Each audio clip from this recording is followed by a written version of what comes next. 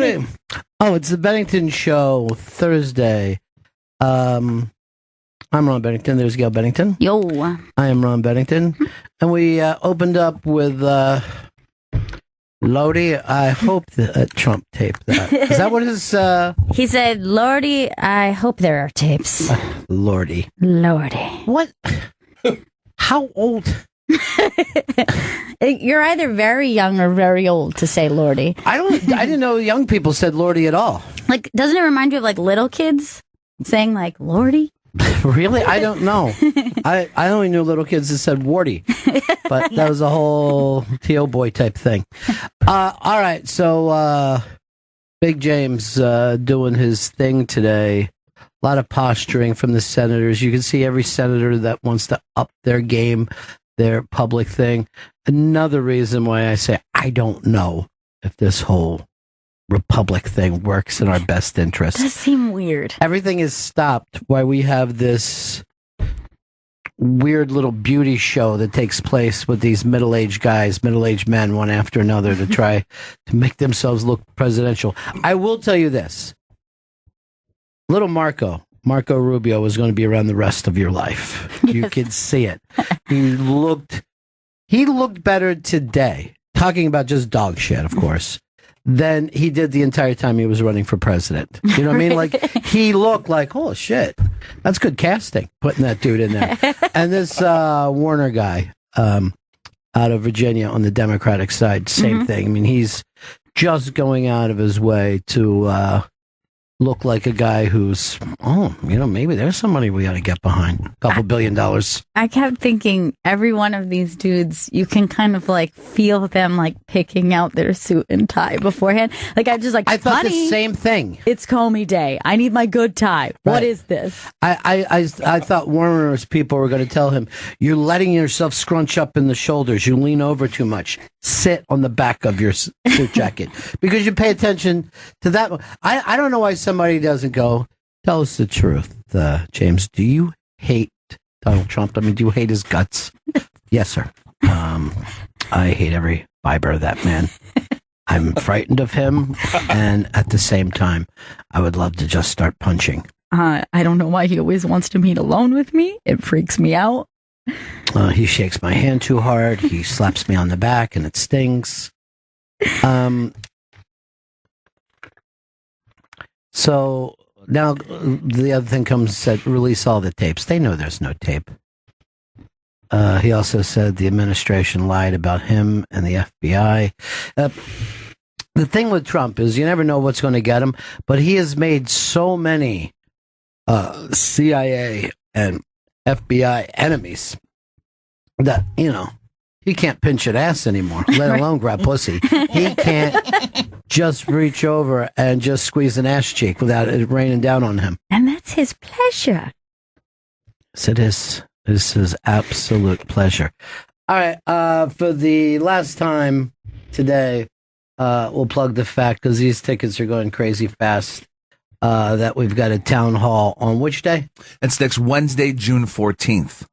At 9 a.m. here at the SiriusXM studios. That's Eddie Izzard Town Hall. Go to theinterrobang.com for a chance at free tickets.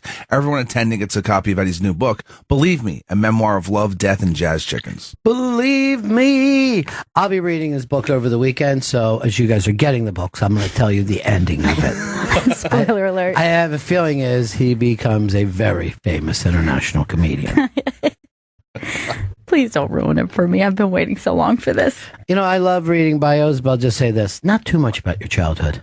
Right. Let's get to show business as fast as you can. I know that you do struggle with that. Like, anytime you're reading a bio, you're like, man, a good 50% of this is like growing up on the farm. Wardy and I used to go down to the creek looking for crawdaddies. Summer days were spent gazing into the clouds, imagining them as different kinds of monsters. Get to the part where you're a rock star, please.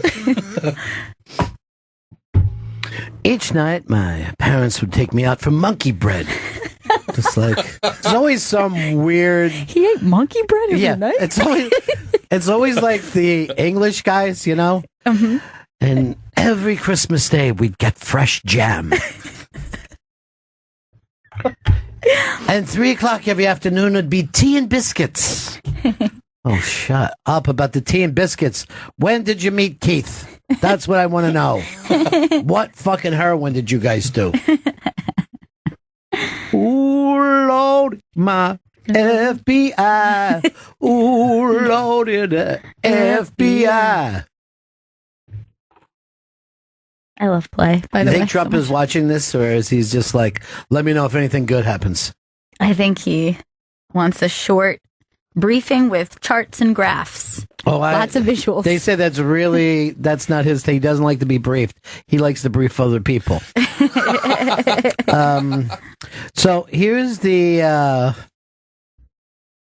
me the amazing thing.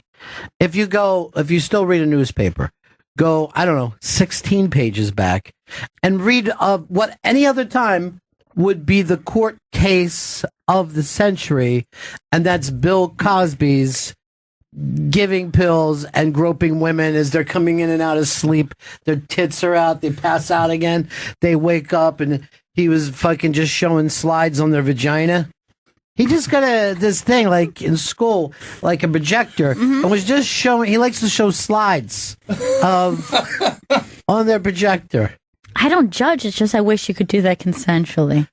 Some women don't mind having projections on their vagina. Yeah, but if I told you what they were, it was him playing rec league basketball. I mean, it's not even. But this would be easily America's dad. Yeah. Drugging and molesting women. Day after day, a new woman comes up, she's crying. And the only place I can read this story is Philly.com, who also has the other best story of all time. And that's that crazy ass reporter that went nuts at helium, which I find myself going, please get a new job because I think you're fantastic. I think she's great. And I mean, even before this controversy, just the idea that woman had anything to do with the news as an on-air personality is so hilarious. My problem with her, she's not going to be able to get a job outside of the South Jersey area. She is very limited. Yeah. To anyone else's ear, they're going to be like, what is that? But I also tell you, is that the pictures they put up of her? Now, she just released some stuff, I guess her graduating from Temple. And there she is. But this has got to make it harder for women to insult people because you know when a guy's yelling, "Suck my dick, suck my cocky," but she's like this, "Lick my asshole." Yeah, and you can see the cop is like, so hot. That would be interesting. I'm one of the beautiful ass people of the world. She is, though. She's one of the beautiful ass people of the world. And that's why you wanted to arrest me right from when you met me. When my titties were sticking out, my ass was sticking out. That part's incredible because she's like, oh, I bet you'd like to handcuff me if I got my titties out, wouldn't you? What? What are you talking? He just did handcuff you. So that's probably the best picture. She's going to see Beauty and the Beast, and she's carrying a red rose and her little Daisy Dukes. She's got the signature bell rose. I don't know what it is about her. I wish... To me, everything that Chris is enamored with the Cash Me Outside girl, I think this girl is 10 times fucking better. Yeah. And age appropriate. Yes, for a change. Age appropriate in this country. I'm just saying the Cash Me Outside girl, I was surprised when I heard she was 14. I was just surprised. I think she was 13. Oh, shit. Large I was surprised that you have to tape your penis to your thigh. Every day. Every day he leads us into the same stuff. You know what I mean? Like he has this... I don't know, like a submissive thing where he wants people to say this. It's kind of cuckish. Yeah, he does like to be cucked. I don't want... Humiliation is big with powerful men. And you are, as you know, in this industry. Yeah. In the satellite radio business, you are powerful. You are our Roger Ailes. He's a powerhouse. Yeah, he really is. He is powerful. And that's why he's just like, sometimes I like to play the little kitty. Yeah. Look, there are all these rumors out there, people saying things about me. I need to refute them, is what I'm saying. Every day? What? I mean, after a while, they'll just protest too much. Methinks. I heard with one of his Tinder date, he showed him how strong he was by smashing a Reese's cup in his hand. That was just between you and me. He was like this, look at that. Crumbs now. Oh, Lordy, my troubles with Trump. Oh, Lordy, my troubles with Trump. Really saw the tapes, he yelled out. Who's that that's talking to him right now? She's fantastic. Harris. I'm only seeing half of her thing. I'm going to vote for her if there's something I can elect somebody to. I have never watched nor hated cable news more than I do these days.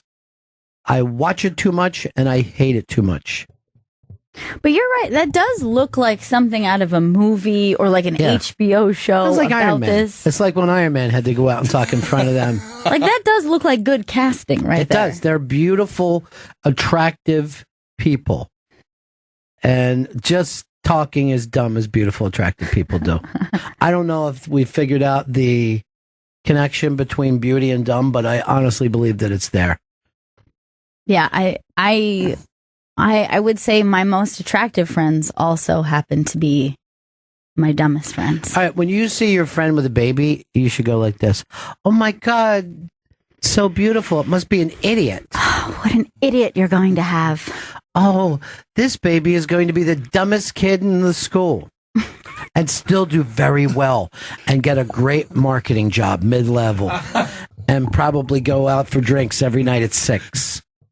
I was with my friend the other day, and she's a very attractive lady, and she's like, "Oh my God, look at those birds fighting!" And I was like, "Oh no, they're not fighting; they're mating." And she's like, "No, birds don't have sex."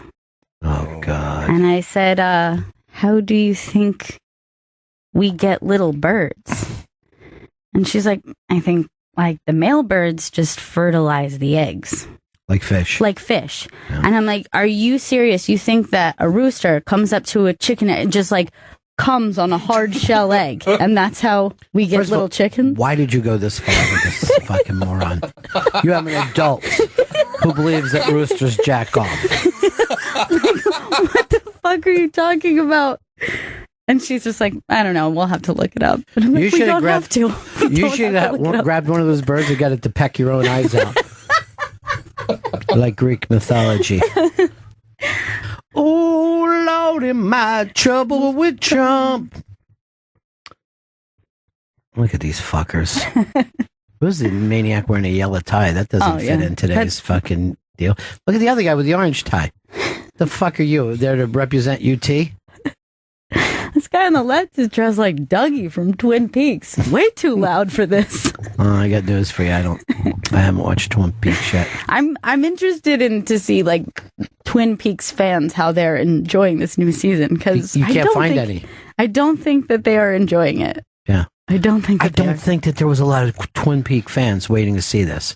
I need to go all the way back to 1989, start fresh. I got a lot of catching up to do.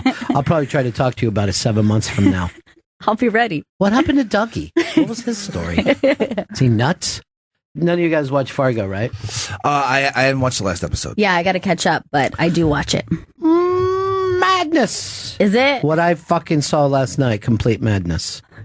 I can't believe you guys miss it watching basketball. See, I tape my Fargo, watch basketball ever. I spent, I don't know, what was the game? 3 hours last night? Yeah. 3 hours going like this. Cavaliers going to win this one. Well, they're going to win this at home.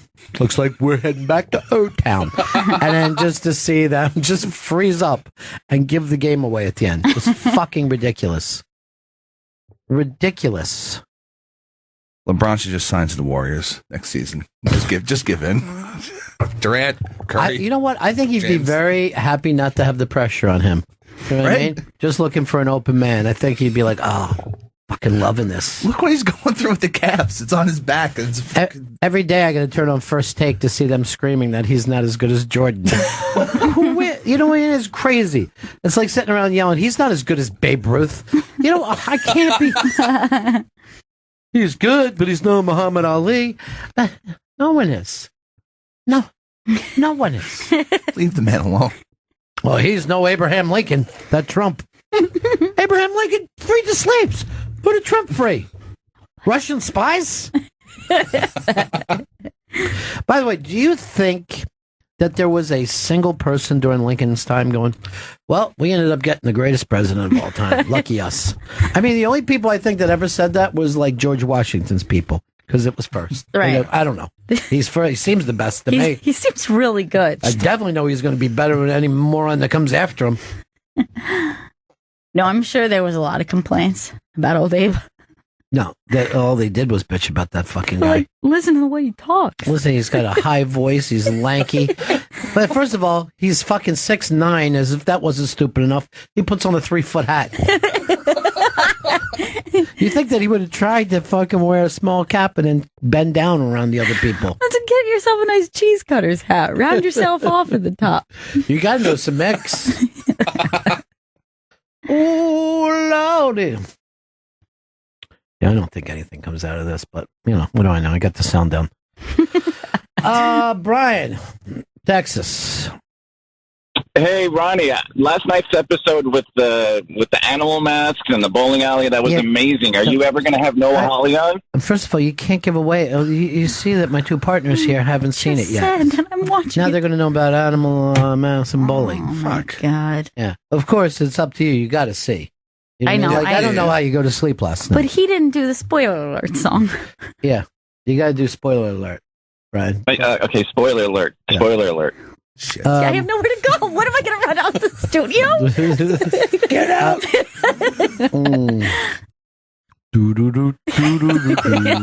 It's my favorite song.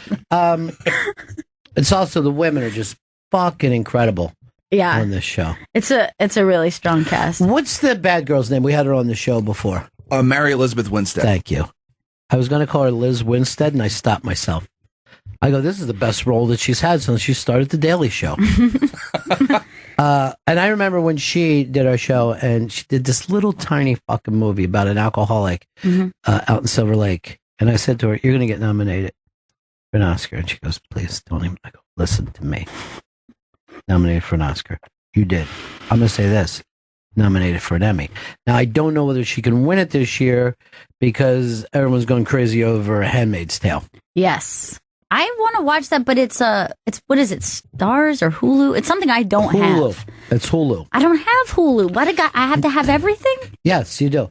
But when you get Hulu, right, you also get free, I believe, Hulu hoops.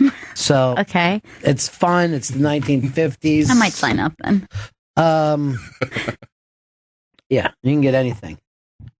So I have to have Prime. I gotta have Netflix. That's Elizabeth Hulu. Moss, who we've also had on the show, who said, can I smoke in here? And we said, we wish you could, but no. And she goes, just like a little cigarette. We were like, maybe. So attractive. Yeah, she's very attractive. I love her. She's, like we say, oddly hot, because she's got... Yeah, she's very unique. Like, she's a very unique beauty, but I love her. I know her from... And then I wish you guys would watch I Love Dick. I can't get you into that. I'm going to start that this weekend. Too late. I've already watched the entire series. What? Shit. Yeah. I could do a podcast on it. I could do a Talking podcast. Dick. Men who love dick. Well, guys. And then that girl, what's her name on I Love Dick? Look up all the names for me as soon as I think of somebody. Just look up names. I Love Dick. I'll tell you who's on that show. Just do me a favor, isolate him. Saying Please pull that. Catherine Hahn. So fucking sexy. Yeah, she's cool. She's very cool. Here's the thing. She has all the worst parts of BL, the character, I mean. Just the craziness of BL. But then she adds good things, good sexy things. Where the other side of BL's bad stuff is just more bad stuff. And now I swear to you, if she's listening somewhere, she's like, "Beans talking about me." I know she is like Beetlejuice. Like if you bring her up too much. Thank you, Daddy. I get texts from her all the time. I'm not gonna bother you again. This is the last text. Have a wonderful life, Benny. Can I come up on July 7th? I've said such horrible things to that woman. I threw a harpoon at her once, and still she tries to come back. She's not gone. She's never gone. Dude, she is if you your Bob. ever see the fucking nightmare that I put her through when me and her had to do an ant show when he was upstate at a farm. And I spent just 2 hours just fucking laying into it. Just 2 fucking hours. It was like seeing the CIA grab a fucking ISIS guy off the street. She rolled up with her ripped up gloves. Yeah. I think a bloody lip. She fell out of a cab as she got here. And she had dirty gloves to begin with. But they were vintage. Like, I'm sure in 1930, this was a beautiful pair of gloves. But there was like fucking ink stains on them, and there was cum all over them. Just fucking horrific. And then she had ripped them. And so where she's missing a finger, that little fucking finger glove was just flopping back and forth. And just for 2 hours, I was just fucking laying into her. And then she goes, at different times she tried to interview me, and she would go like this, Benny, what are we going to do when Clapton dies? I know, like that. What are we going to do? It was like Dark. I think it was right after Prince died, or maybe something like that, and or maybe it was just after Bowie died, and she's like, what are you gonna do, Ronnie? All your heroes are dead. Jesus. And I'm just like, what are you saying? Also, I think it made me sad that was the reasoning behind the gloves. I wanted her to be free, to have her hands free like everyone else. She's nuts. Don't be ashamed of your missing finger. Yes, you're missing a finger, but you're also unfuckable anyway. So let yourself enjoy life. Beanie. Beanie. Today, we end up with Joan Rivers' life in comedy. A lot of this got taped the night that Joan passed away, but here's the people that are going to be on the Joan Rivers' life in comedy. Listen to this lineup. Amy Schumer, Jeff Ross, Susie Essman, Tom Papa, Bonnie McFarlane, Lisa Lampanelli, Tammy Pescatelli, Kathleen Manigan, Liza Schlesinger, Judy Gold, Julie Klausner, Andrew Dice Clay, Lynn Koplitz. And I'm going to say probably 5 of them cry. There's a lot of tears in this one. This is so tearful, and listening to it, I was listening to it on the train and just crying my eyes out listening to it. It's so good and so touching. Oh, and by the way, a bunch of these clips are Joan from The Unmasked, and she's fucking great. Yeah. She's so smart. She's so funny. And like, she's just so great to listen to. Like, the way she speaks, her jokes, her sharpness. She's so fucking bold and so cool. This is Joan. Smart thing, vagina joke. Smart thing, fat joke. You know, whatever. Right. And she catches herself like, oh, I'm being really smart.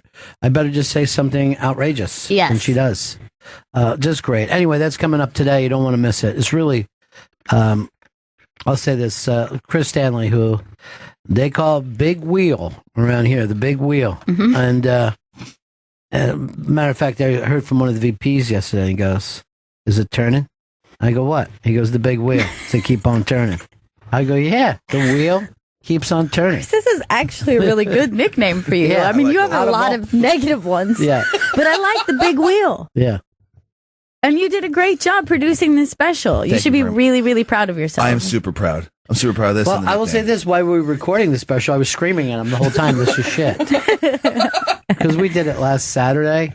Yeah. Fucking exhausting amount of time in here. And then I had to leave. I was like, oh, me and Chris will do this and then we'll go out and have dinner. No.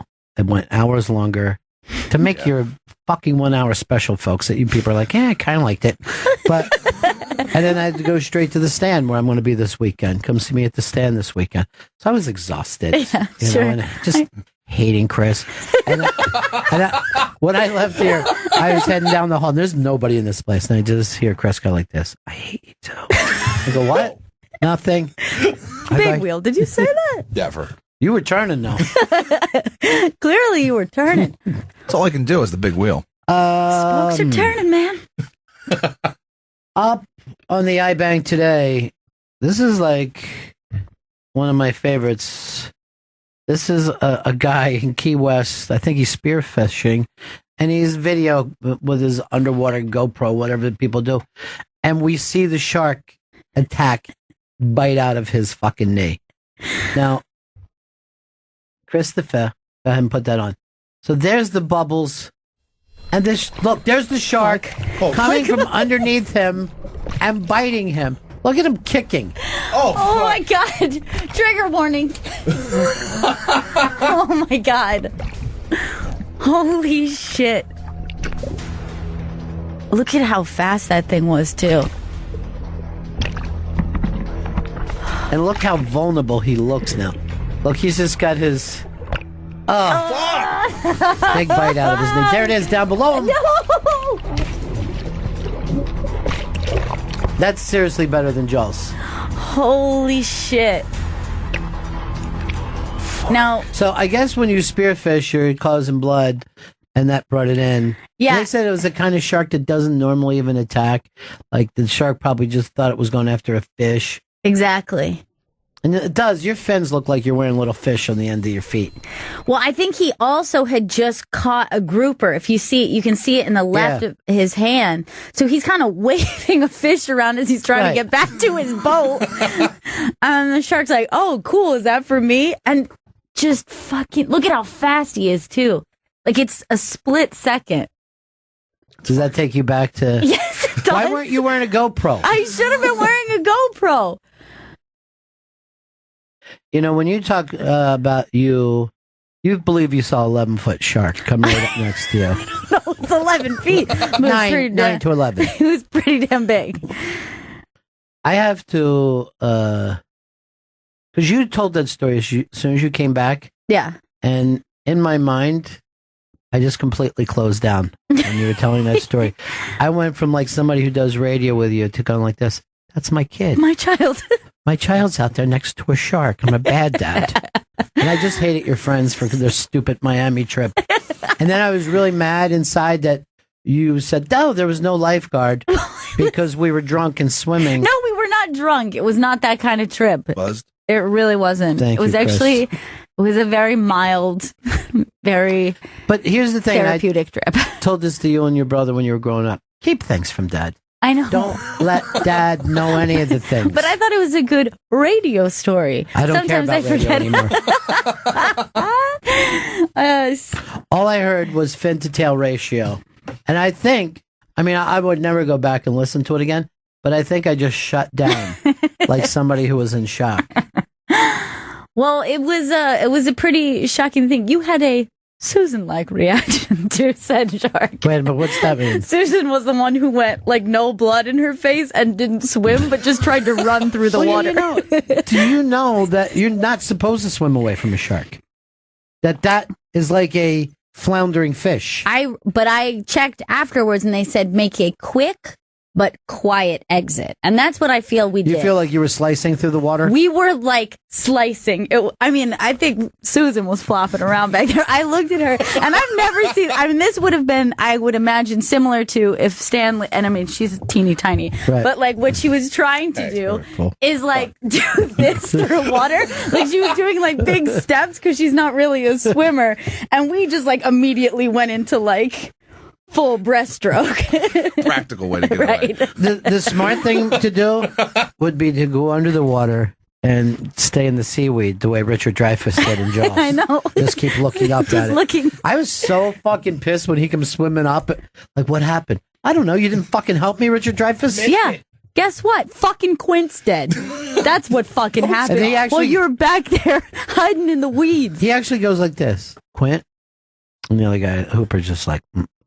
And then like 5 minutes later, they're just like paddling to sea and they're just like making jokes. And it's like, hey guys, Quint really is dead. But here's the thing. He's really eaten entirely. Here's the deal with Quint. He didn't leave behind one person. It was like when Stanley dies. You know what I mean?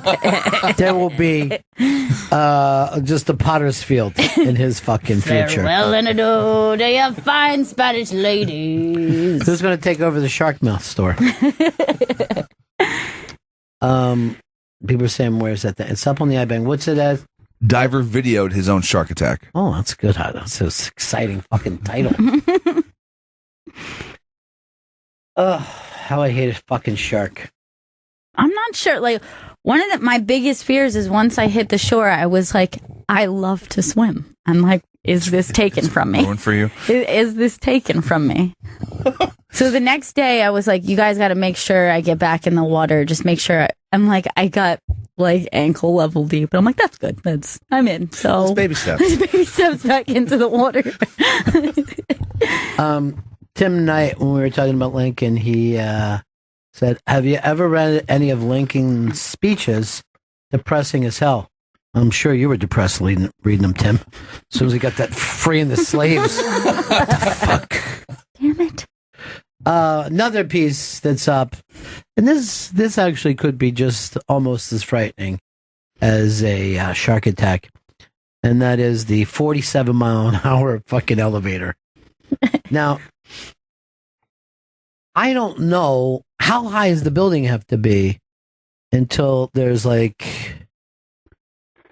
Yeah, it's got to be a huge building if you're picking up that kind of speed. Yeah, it's got to be one of those things where like you have separate elevators and you're like, oh, you go down that one, it doesn't stop until like the 70th floor. Right. The 47 miles an hour. And they said they have it rigged so your ears don't pop. Because I would imagine that would be the big problem. So they must treat it like a fucking airlock, like in a space station or a submarine, where they decompress it after they put you in there. I'm not sure exactly what they do. It has to be it. I figured it out. I'm not a scientist. I don't think you have the best idea what an airlock is. Like I'm going to say I don't understand the bends any more than anyone else. But you're thinking of an airlock. They decompress it and then they let you out. All words I've heard before. Yeah, I don't know. What do they do? But what do they do on a plane? Decompress you while you're fucking flying up. Some people get terrible on a plane. Yeah. And other people are like gum. It'll help your ears. I'm like, what do I fucking care about my ears? I'm fine. Just fucking sitting here on a plane. But you see that they're going to have these new elevators where you can go sideways too now. Wonkavator. I don't know if that's the official That's name. the technical term. It's a wonkavator.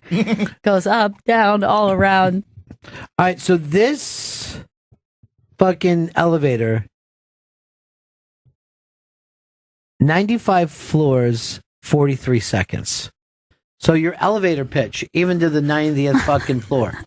Like you can't even pitch Dances with Wolves. By the way, they're fucking... I'm not sleeping at night. I don't know what's going on, but I'm not getting to sleep till like 5 o'clock in the morning. Yeah. Last night, I watched fucking Giant again. I'm just going to say this. Fuck Rock Hudson. You're the worst fucking actor who's ever lived. You can't play drunk. You can't fucking... You're needing to fidget with something. Who fucking lays in their bed, pours themselves a cup of coffee, drinks it while their wife is sleeping in the other bed and they're talking, you know. They have separate beds. There's a thing in between it. There's a coffee pot that he's pouring. You got to make an actor's choice to say no one's going to lay in bed. It's not going to happen. And fucking drink a pot of coffee. He's fucking terrible. It's James Dean's last fucking movie. He's barely in it. But no, fuck you, Rock Hudson. I was screaming at my TV fucking 4 o'clock this morning. By the way, if you're up all night, let me know and I'll just start texting you, whoever you are. Anything to begin a conversation. Talk about that elevator. Yeah, I wouldn't mind just discussing an elevator for a little bit. Was really the problem with elevators like not terrifying enough? Let's make them really scary. Well, you know, the funny thing is, all right, downtown, they had at what was one time the tallest building in the world, right? Yeah. And in a pre-elevator world, it was like 14 fucking floors. Like, no one would have even thought of tall buildings until the elevator came along. Yeah. So now, with this thing, we're like, maybe we can start and have 250-foot fucking story, 250-story buildings. Right. Why not? We can get to 90 in 40 seconds. Yeah. Take an extra fucking 40 seconds, go to 210. But what do you do when the elevator breaks down? Like, all right, I gotta walk downstairs. I'll call you in 2 days. Now, Sherpa. all right, I'm gonna give you a scenario. These are just like everyday kind of common fears, like stuff that people have to deal with. Okay. What to you is the scariest? Trapped in an elevator, shoelace stuck in an escalator, or stuck in a revolving door? The entrance. The only one I mean, two of them aren't scary; they're uncomfortable. And then your shoelace stuck. You just take your shoe off. Just stop fucking acting like it's a big. But it doesn't panic you, like if it happened. I could get my tie caught in it. You have plenty of fucking time. All right, so that's least for you, but as elevator versus revolving door. I don't think it's scary, but the embarrassment of being stuck in a revolving door where everyone can see you and you're just standing there. Just beating on the glass. Dope. How do you handle it? You remember my friend Tim Tuttle in Florida? Yeah. He stuck in an elevator and I go, oh man, how long are you in there? He's like, I don't know, 30 minutes or something. Fucking Jack's once. What? Said he was heading into the other Jack just to calm himself down, keep himself occupied. Jack one Understand that. was going into another fucking Jack when the fucking. Okay, good. Oh my God. And that was even pre having a phone that you could sit and go to your fucking disgusting fucking porn site. Wow, that was just a memory jack. That's a memory jack, straight off the fucking top. Old school memory jack. Memory or fantasy? I didn't ask him. Old girlfriend or Right. Was it something starlet? of your mind? Or a coworker. No, Chris. What? That was disgusting to say in this room, and I'm going to HR. Don't go to HR. That was not me. Not You me. just said it, dude. I mean, not me. By the way, as soon as he gets off as soon as the show moves away from the sexual predator Chris Stanley, he brings it back. He's got to. I'm not a predator. That's his comfort zone. Yeah. And every day I'll be like, anything to talk about on the show today? And he's always like, the way I eat. Shit myself when I eat, so that could be something. Like, why do you want to talk about those things, dude? You do? I don't shit myself when I Well, eat. you I'm did just once. But I'm just lactose. That's the problem. I'm just lactose. You're not just say you're just lactose. Like you are a cheese, you are a milk product. He's like, if he had diabetes, he's like, I got the sugars, man. I got the sugars bad. I got the sugars. Oh my God. Have you ever, Jack, thinking about your ex since you two broke up? Fuck no. No. And he used to say that he loved her. Now we see that he doesn't at all. I did love her There's at a one thin point. line between love and hate. You don't even think about maybe like what would makeup sex be like, No. or even angry Just sex. seeing her somewhere, seeing her at a Mets game That's game. or Kurt Metzger's show. With her tits out. I don't know. I'm trying to make the fantasy Dude. happen. By the way, kind of hot. Why are you at this Mets game with your tits out? I had I've missed you. I had a Metzger Twitter thing that I was reading. United Airlines wouldn't let him. I don't know. I think he was trying to bring on a loose fucking game fucking console or something. It's something like that. And he immediately went into tweeting about the worst terrorist attack in the United States history. Holy shit. And I'm like, can't stay out of that fucking jam, can you, Kurt? I love you, buddy. Why would he tweet about that? Why does he do any of on a this stuff? plane? Why does he go from 0 to fucking 95 in his anger? I don't even want to hear someone say that's the bomb.com. I'm like, no jokes, man. Like, You know what? I'm ready to say this too. I'm ready to say this to all Americans. Forget about carry-ons. There's just not enough room. Stop freaking out. It's not a big fucking deal waiting for your luggage to come out. can I tell you this? Yeah. I had to borrow a suitcase from you Yes. to go on this trip because there was an email chain that went out. Guys, we don't want to have to wait for anyone with their carry-on, so let's make sure, to check their bag. Let's all make sure we Why? do carry-on. And I hate doing that because I don't like lifting the bag over my head. And I don't- asking for help, like, excuse me, Yeah. could you move your bag over that side so I can put this I up? hate that shit. When I first used to fly, that fucking thing was like a closet. There was so much room. Really? I don't know where it went. And now There's it's nothing. like a glove box. Yes. I don't own a fucking bag. I couldn't put my fucking socks in that area. I want one little bag that I can keep under my seat or on my lap, and then I like to check a bag. So the email chain right. was annoyed you can't wait 15 minutes for a bag at I the know. land. Yeah. This is what Metzger wrote, what we- okay? That's right. United made me talk to 3 of their repulsive employees for having a S4 in my arm, but did nothing about terrorists with knives. And he got 35 likes for that. But if you're going to follow If you like anyone that, out, you're on a list. all they do is bitch about. But he tried to just fucking carry it on. You can't. It's not a carry. Like just under his arm? Yeah. But a lot of these guys, like, they can't be on the road without their fucking games. But like your computer has all your games that you could. They don't like that. They want the real deal. They want it hooked up to their TV. Am I Yeah, correct? yeah. That's what he needs. And I guess, and like the difference between like Xbox and PlayStation, like you have your friends on their network, so you can play I with the don't same want to people. fucking play. I want to I play hate against that. a computer. I hate playing against human beings. in a I'll video just game. fucking say, well, first of all, I'm not retardo. Stop calling me retardo. That's wild, though, right? It's crazy. That's fucking funny as shit. I was laughing. I was like, he just got out of, So you have a problem with this? Just like holding Who a would giant think? console under their I arm. wish it was an old one, like a GameCube or something, instead of like a PlayStation. I don't know whether he still does this, but he used to, when they were doing the show out of here, he would come in with a little plastic bag with all of his stuff in it. I've seen all him the do time. it very His wallet, often. his keys. Yeah, just a white plastic grocery bag from like a bodega or a supermarket. Right, but he won't was get in like there? a backpack or a suitcase. PlayStation? I mean, a briefcase. Wallet, I think like a Red Bull, Like a bunch just of like everything. keys, change. Anything that would be in his pockets is just in a plastic bag. But I will say this: it looks more grown up than wearing a fucking backpack. I despise to see a grown man in a backpack. A man in a suit and a backpack. I'm like this.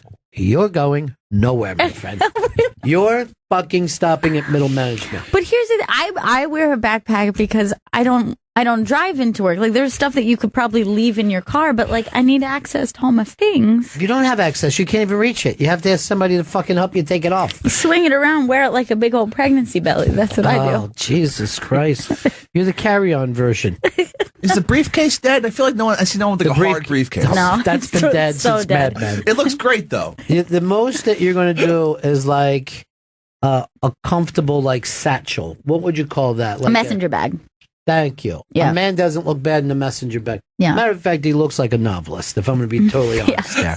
You're like, he's got probably 2 or 3 chapters in there with him right now he's working on. Now, I've had this conversation before too.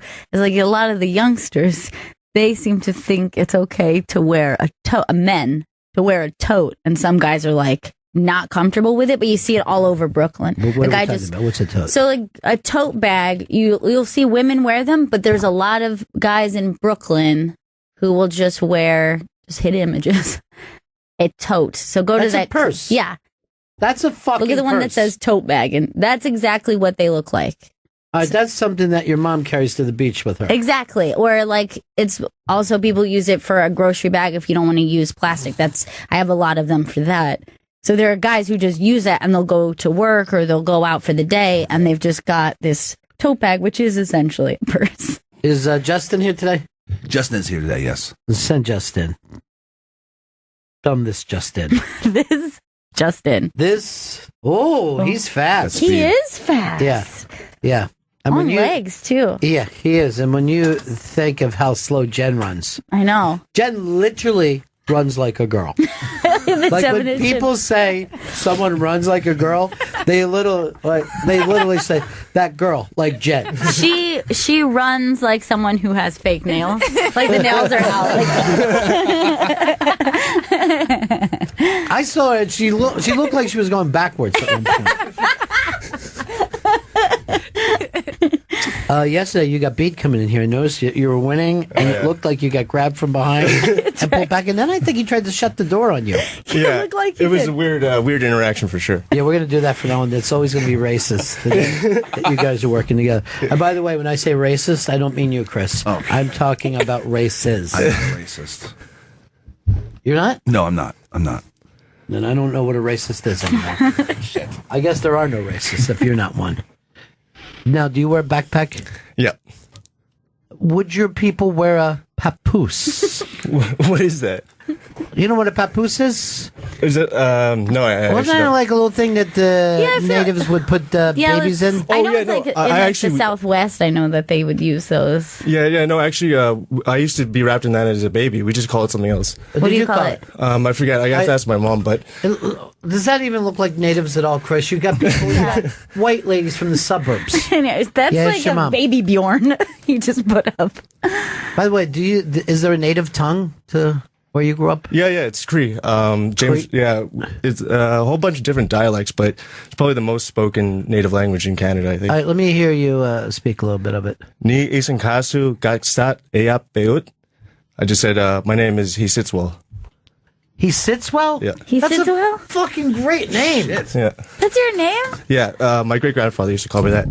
My great grandfather used to call me Slouchy. I get called Big Did Head. you sit well as a kid? Yeah, no. Apparently, I had this really fancy way of just like sitting Indian style. I would like spin into it, Oh my god. and yeah, they got a kick out of it. So I wonder why they call that Indian style too. You know, why didn't white men? Sit I that don't way? know.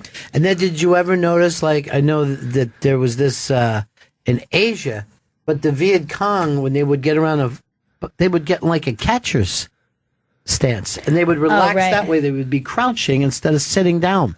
Yeah. I go, I can't imagine. It's like We did- every night. It's like you're behind the plate, 9 innings. We did a lot more crouching when we were like pre-chairs. Like was the relaxed First of all, position. for me, I would never live in a time that there was pre-chairs. I go, the worst thing about there not being a chair is like, well, then how am I going to hang myself? Where do I stand? Because I can't live like that. Oh, that's so cute. Look at Yeah. little baby all wrapped Sit- up. and that is the way men are taking their stuff to work now. Like that. I wish somebody would take me to work like that. Like I By the went way, to see in someone's you know what house. I think the biggest loss that we've had in this country is that people no longer have canteens. To me, canteen is a million times better looking than a water bottle. Now it heats up like you can make tea in it. But it was so funny to see little kids with canteens. I think that's why I really liked these Fred waters is because they feel like a little canteen, but they are plastic, but they're kind of in that shape. Yours is more what an alcoholic would do. An alcoholic at a funeral. I also like a wineskin. I think that's pretty cool. I have not seen those since outdoor concert days. Wait, what's a wineskin? Is this just like a leather It's like a bladder? Greek thing, yeah, but it's Yeah. sometimes like furry and stuff, and the Greeks would have them, and then you just kind of shoot it into your mouth like Oh, like yeah, you're yeah, emptying that's good. somebody's fucking yam bag into your fucking mouth. But that used to be at outdoor shows when I was younger. Some fucking chick would just have this shitty ass wine in there. Yeah, just hot, pissy wine. You might as well let a goat piss into your mouth. All right, I'm gonna. Now you're new to the city. Yep. You're loving it. Yeah, so far. How's your commute been? How's it feel It's good. catching an underground train? It's not that bad. It's when I get off at Manhattan, I have to seriously fight the urge to puke because like it smells so bad. Like the air is noticeably bad for me. Like Well, here's something that you can remember, and I've read this before. The same air down there is the same air as the beginning of those tunnels. So you're breathing in 140-year-old molecules. oh yeah, down there. it definitely tastes like it. And rat farts. Yeah. Okay, this is embarrassing because I'm like, is it bad? Seems like normal to me. I know when like Do you someone gets understand- on a train and it smells bad, and you're like, okay, this car smells bad, but just general subway air is Platform gross. smells good. Oh yeah. No. Like I seriously almost threw up in my hand this morning. Do you? Oh my god! Hold on. Do you realize the pure air that He Sits Well grew up with? I mean, just the purest, cleanest air Yeah. on the planet. And now he's underground smelling bum piss, Quite literally. Yeah. old dead bodies. I'm yeah. that used to bum piss because Oh, yeah. the platform air does like seem totally fine to me, totally You clear. know nothing but bum piss. Like a bum could piss in your face and you would be fine with it. Like It's a shower. to Justin, we might as well be mole people. Like that's just We like, are mole people, just not as we're temporary mole people. Dude, you got to throw up on the fucking train just to see that no one notices. Just walk over right No past one you. will care. Yeah. No Where are one you coming will. in from, Queens? Yep. So how long is your commute? How long are you in underground? Not that long, like 20 minutes or so, I'd say. Because 20 most of minutes, it's over a the. bum piss. Yeah. Now, doesn't it feel weird that you're going under a river in a train? Yeah, I mean, what kind of fucking Harry Potter bullshit is this? I never think about it, but when, like you say it out loud, like, holy shit, yeah, there is this weird tunnel underneath this entire fucking river. Yeah, it's strange. Yeah. Yeah, my ears pop when we go underneath it. Oh my gosh! See, That's because huh? he's going down deep. When you see, if you get off someday, where's your first stop? Like 59th or 62nd? Yeah, I think so. I think it's Okay. nice. Get off there and see how deep you are. Yeah. Some of the Like the Lexington stop on the F train and Roosevelt Island are incredibly deep underground because like it doesn't have time to sort of like kind of curve back up yet. And the new ones too. The Second Avenue line is ridiculously deep. It's deeper than like the Lexington on the F line. Really? Why are you taking that line at all? I've taken. I once, like, I was going to drink at a bar and I was on the queue and I just wanted to see that. And I wanted to see the Second Avenue line. You're like Earl. Yeah. Earl went and took pictures. It's like, oh God, you got to see the new stations. I go, really, Earl? I think I was at the one that's like 72nd. Is that one of them? Yeah. 72nd, and it's gorgeous. It's really really pretty down there. The air's fresh. It's so fresh. You might like it. Yeah, some of the air is only 2 years old there. Yanny! Come on, Johnny. Bennington. Justin, give him one. Jenny. Yeah. Good. Yeah. Johnny, what happened to your heat last night? Oh man, Chris's Heat. They're not doing well. Oh, it's bad. That's I thought who they you were winning picked, that right? game last night. I thought Yeah, that was he a picked the gimme. Heat. You picked the Heat for the whole thing, huh? I took the Heat to take this. The heat is on. Feel. Johnny, what did you... When I see that hotline going off, I know it's Johnny. What's the big news today, Johnny? I was going to ask how you guys feel about briefcases since we were doing bag talk earlier. Very old school. Yeah, you don't want to carry it. I mean... I think it's bad for your back. See, like a backpack, you've evenly distributed the weight. That's why I kind of like it. You know, you look like a child. I mean, I have less of a problem with girls doing it. I can't stand to see men. and particularly I like wear a suit. backpack to work. Yes, Johnny, of course you do. You're a toddler. A giant top. Listen, my alleged boss, Johnny Gogo, carries a purse, so we won't even get into that. Get a picture of him. Does he use like a tote bag? It's not a tote. It's more like a handbag or a clutch. A clutch? Would we call it Yeah, a it's like pocketbook? Yeah, I think it's a clutch. It's a wristlet. No, it's not connected. It's like a hand. It's like no. There's no strap. I think it's just a clutch. I've No, never. what does he keep in there? His ass dildo? Possibly. Yeah. The men. Well, I wanted to go out of my way to prove that it wasn't for a woman. Right. I had to go out of my way to make up the new term. Ass dildo. A man's ass dildo?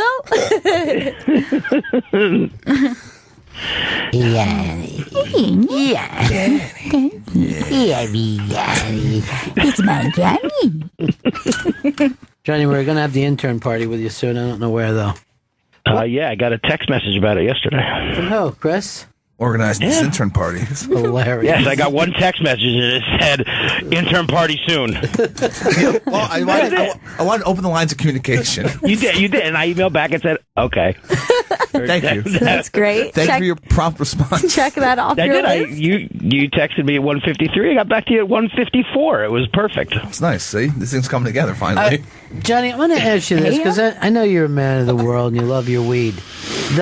Is this Massachusetts where they're doing the weed-infused pizza? Yeah, there's a dispensary Yeah. putting out weed-infused, like All right, THC. let's take a look at it. Now, I'm old school, right? Mm-hmm. Weed then pizza. Weed then pizza. I don't think I'm gonna need the pizza until after I smoke the weed. Yeah, it doesn't seem. You're not gonna fucking have the weed kick in and go, oh man, that pizza from 5 minutes ago was great. So good. Yeah. I don't even need another bite. I know. Then you're just gonna eat more weed pizza, and you're gonna be screwed. It's a vicious cycle. More weed pizza. More weed pizza. Never not weed pizza. Never Nots. Welcome to Never Not Weed Pizza. They're all personal pans at this dispensary that's selling them. It doesn't look great. I'm telling you this. I think it looks delicious. Do you? I like a It looks nice, too thick. overcooked pizza. Yeah, that's all stuffed with weed. There's 2 ounces of weed in that personal pan. That looks like it was made by potheads. Yeah. Just garnish with some So you're not nugs. liking the look of it at all, Chris? No, and I look. If I ate some fucking weed pizza and then I would just keep eating the weed pizza, I don't need Yes, that we shit. just said this. Yeah. Don't 10 you minutes ago. remember? I No, said I'm never asking- not weed pizza. We did a whole fucking bit on it. Now I'm be the- saying, does this look delicious to you? Not repeat what you just heard a few minutes ago. I just want to say I'd never not weed pizza. It's probably white. This looks worse than Dollar Pizza. And Dollar Pizza ain't on weed. I think you guys are crazy. I think that looks delicious. I think it looks too thick. By the way, I'm going to go to Jen for this because when it comes to pizza, like, how do you want it, Jen?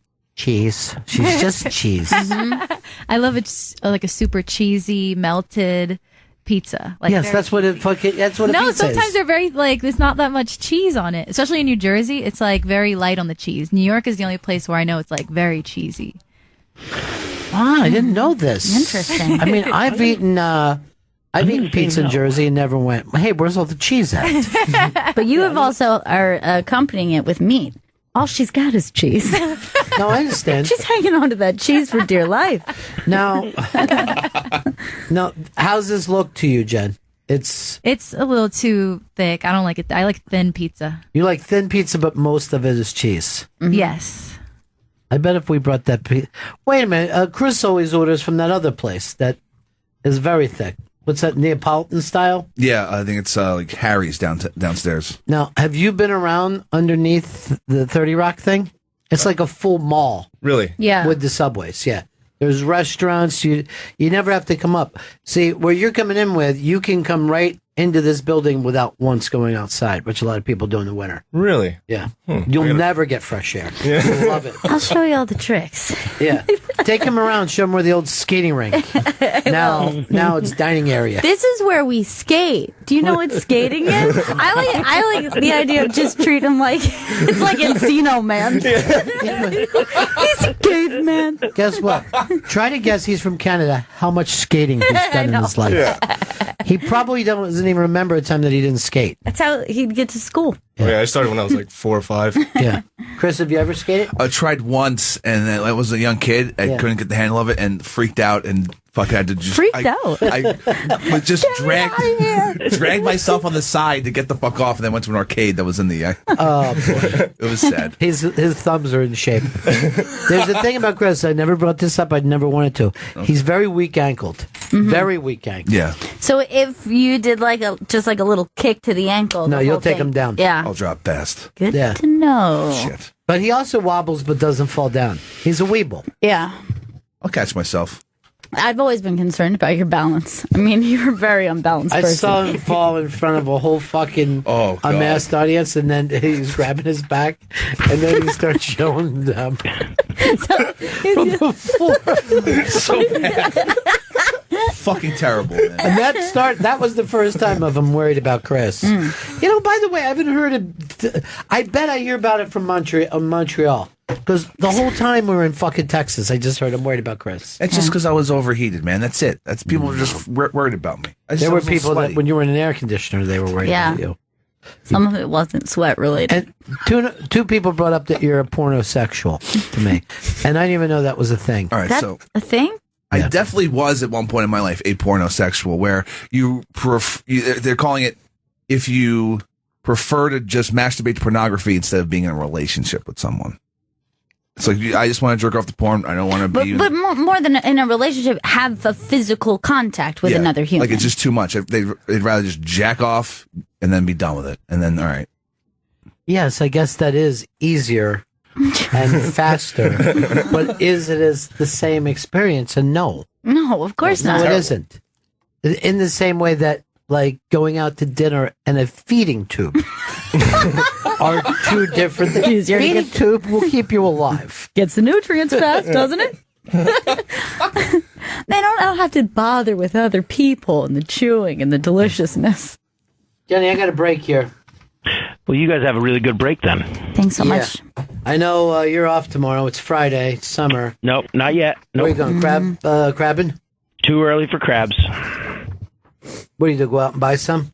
I don't eat them all the time. I'm not just He constantly eating loves crabs. Can't get enough. What are you going to be eating this weekend? Do you know? Don't know yet. We See, might venture into the city again, like we did last weekend. A little city adventure and go to Molly's again. What's the story? You're going around town, huh? Yeah, well, we took a little trip in, little Italy, little village. Maybe we'll go uptown this time. I think we might go to the cloisters. You do this on Sundays? Saturday. We went Saturday. It wasn't that bad. I tend to do Sundays, New York day trip. Yeah.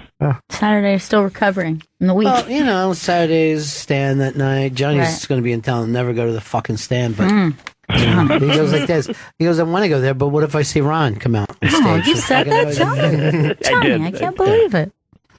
I put out my Twitter tweets. I'm going to rank all my best friends right now. Okay. Number 1, Johnny. That's it. Yay! I only got one friend. That's so sad. sweet, I feel but sad for me. Yeah. Yeah, but I always say this, if I can just make one friend this summer, old Rudy the Rabbit's going to be okay. I'll be your friend, Pop. I don't want your friendship. All right. We come back. Let's get into a little gossip. Bennington.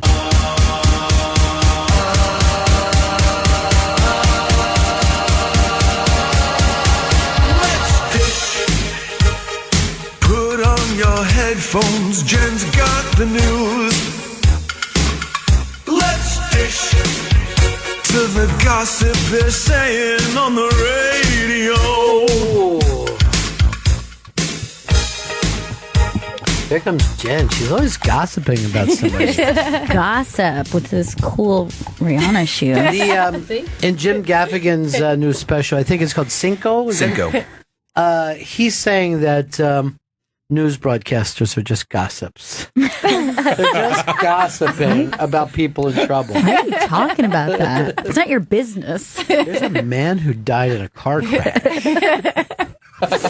All right, what's the big gossip story out there today? So yesterday, remember the Seinfeld Kesha catastrophe, the awkward hug. Oh, yeah. The cringe fest, if you will. No hugs, Jerry? Well, her fans were going after him on Twitter. Good. And they were being very, mature. Yeah, and just attacking him viciously. Like, even if she was a person giving you a hug, you shouldn't have treated her that way. Well, guess what? Jerry doesn't sit around reading his Twitter. There is no possible way. Jerry's like, man, I'm looking at my Twitter feed, and I'm... Right, and he feels probably comfortable with the rules that he set up. He's not a hugger. She's a close talker. Yeah, he's not a hugger at all. Yeah. So, any response from Dr. Seinfeld? No, he's quiet right now. Just, I think he's maybe waiting for it to blow over, but I'm hoping he takes the situation and says, okay, next time somebody runs up to me. No, I'm not going to do it. He's too old to change. No. He's too old to change. Do Kesha's fans have a cool name? No, they just call him Kesha's fans. Man, I would. She needs. Everybody needs a fan. I would go as Kesha Catch Cans. Oh, that's great. How about Catch Me Outside? I'm not familiar with that. I don't know what that is. How about that? So the next little gossip story is that Bill Maher's ex, Coco, this black chick, she went on... That's racist. It's a black guy. Yeah, Put that Bill had another name for her. She basically said that when they were dating, he used to throw around that word and was just comfortable with it. Yeah, while they were having sex, I'm sure. Oh, my God. I'm sure he was saying, whose minority pussy is this? No. Oh, no. That's mine.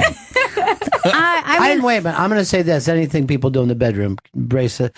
It's right. Role play. Freaking sheets. Yeah. It's none of your Role beeswax. play and race play. It all plays out the same way. But I have thought this, and by the way, this is pre him saying this word. word, but I also have always just thought he has like a general comfortability, because there are those type of guys who either they're dating someone who's black or they're married to someone who's black, and they're just like, I'm cool with it. And like, I can see it's like, yeah, really. De Blasio does not do that. I bet you he don't does. see him like, hey, my brother, like standing out on the street.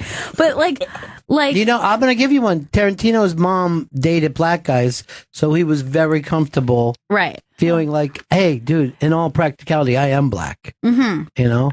But the word is that isn't, if you can pass, you can't say it. Right. And It's for Bill there, like, I've always like thought just his general like voice that he does, like he puts on black voice a lot. You can't do that. You can't do that. Well, he does the thing, and I remember, he does not even black voice, but 1970s Right. black voice. So when my kids were younger, and I'm watching a Robin Williams special, and they're like, why is he talking like that?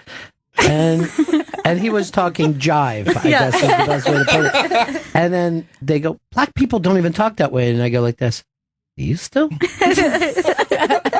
Like, I remember, like, if you were to watch Sanford and Son, Right. Rollo would He talk talked that way. like that. And Rollo, I Okay. believe, to be the greatest actor Right. who ever lived. So it was just confusing to our ear, because we're like, we know black people and they've never. When did black people make? Yeah, when did they make the move from no longer saying "Give me some skin, Daddy-o"? Or Yeah. did they only do that on TV? I don't know. Is that TV black or just general 70s black? I'm not sure. Now they say pound, I think. They just say pounds. Yeah. Yeah, like give you a pound. I don't hear. Or dap me up. Oh, dap, yeah. Well, how's that done? A dap is when you like go up and you go like that, and then you do the quick like Half hug. Yeah. interlock half hug. But isn't that when you do this too? Like, isn't there like a. That starts with the that, and then it usually goes with just a chest bump, or Yeah. it goes with a slight like. Oh, I worked somewhere once, and it was an employer saw one of my coworkers do that to a friend. It was at a bar, and then there was this thing that was like, I could fire you for dealing drugs, like or buying drugs while you're at work. And he was like, I'm just dapping up, and that's racism. That's how like black people say hi. And they're like, then why'd you linger on the hand so long? And they're like, that's what we do. You honestly think that I don't have all this other time to deal drugs? I know, that's what he's saying. Like, why? Like, I would just wait. Yeah. So If Sway says hi to you, he's dapping you up usually. Like that's how Well, he that's says hi to true, me he every does. time in the hallway. yeah. Well, Bill Maher tomorrow night, right? It's going to be interested to see whether he makes a joke about it or slithers on his belly. Yeah. What's your bet? I bet he does a sort of half apology, but more leans towards making a You're gonna joke go on himself. Joke or slither on his belly? Because I think it's a dangerous time to do a joke. I say do Yeah, a I joke don't- in 3 weeks. Maybe, yeah, I don't think he'll do a joke. I hope he doesn't do a joke. He does a joke. It's not a joke. I think he's going to lean more toward joke than. You don't think it's a joke if that ever happens? No.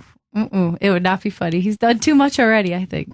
Vito? I think he's gonna start acting like an apology and swerve into a joke. Slither. He's slithering.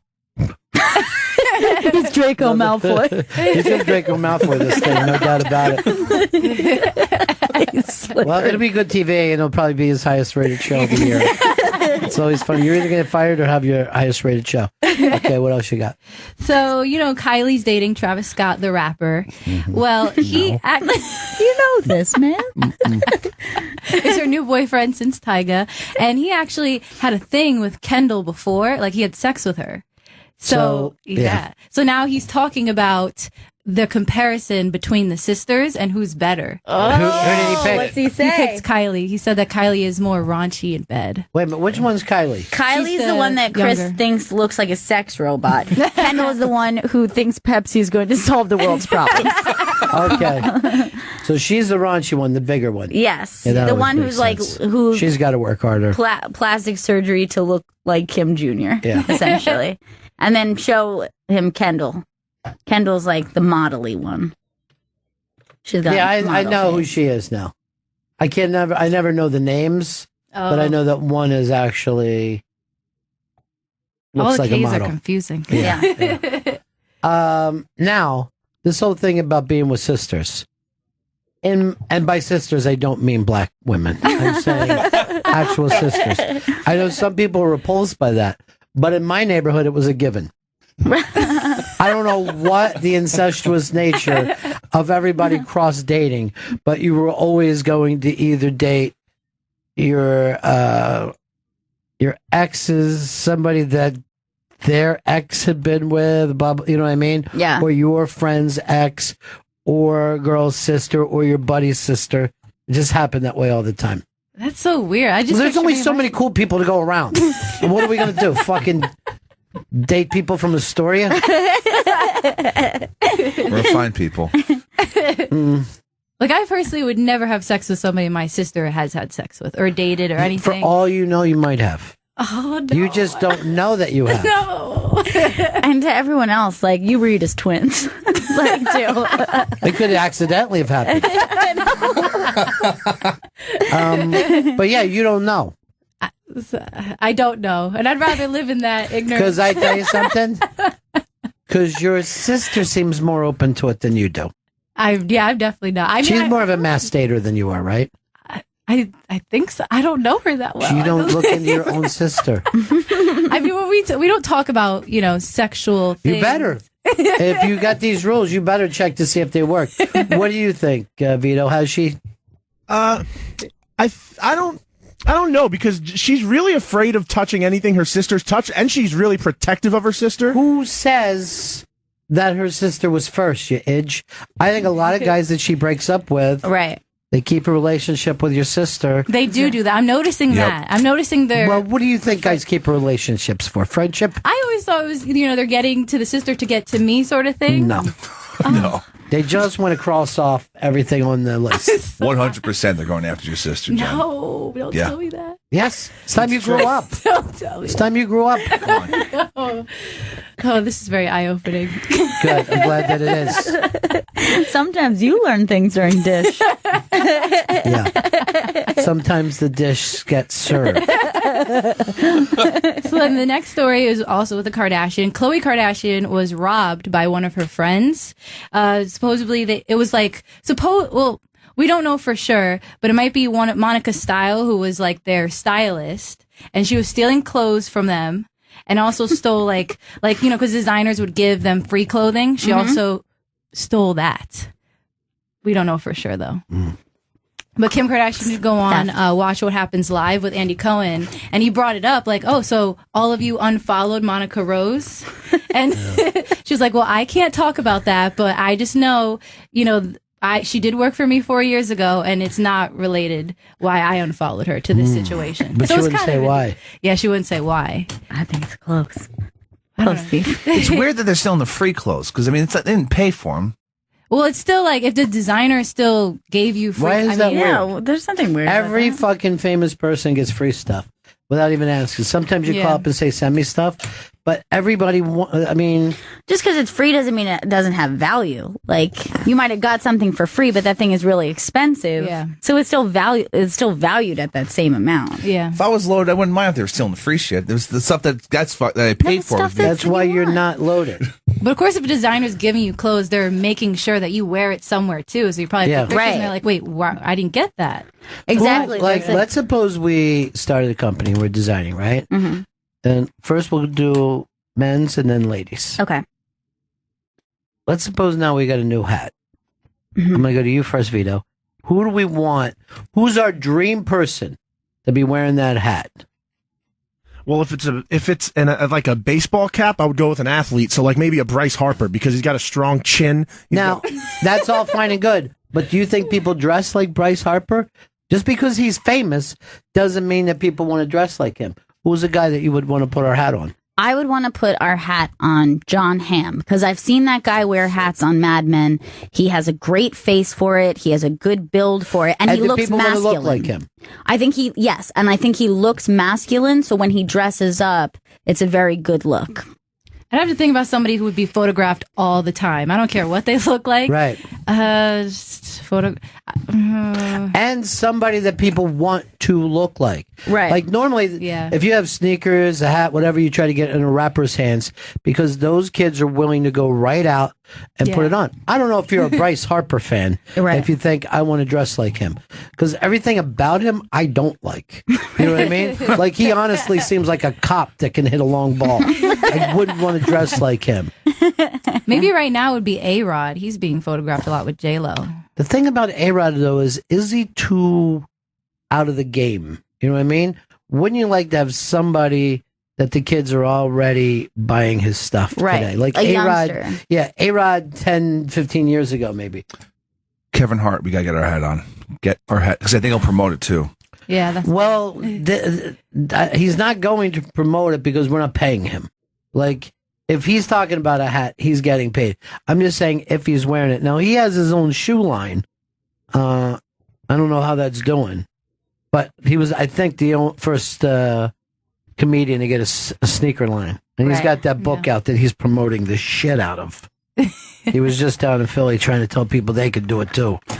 But who would be that guy who it's like they snap a picture of them outside a restaurant and then it's like, what's he wearing? Like, who is a man who has that? What about the guy from Drive that all the girls like? A Gosling? Yeah. Because Gosling started that stupid T-shirt with a fucking open shirt over it. Looks like shit, but I wish I had that shirt line. All right, now let's do it with the ladies. Who's the lady we want to get in? Is it Kendall? That's easy. I think Kim, yeah. One of the Kardashians. You want to, I would say Kim. Yeah, Kim is like the most stylish. Like, she's a style icon right now. Yeah. Yeah.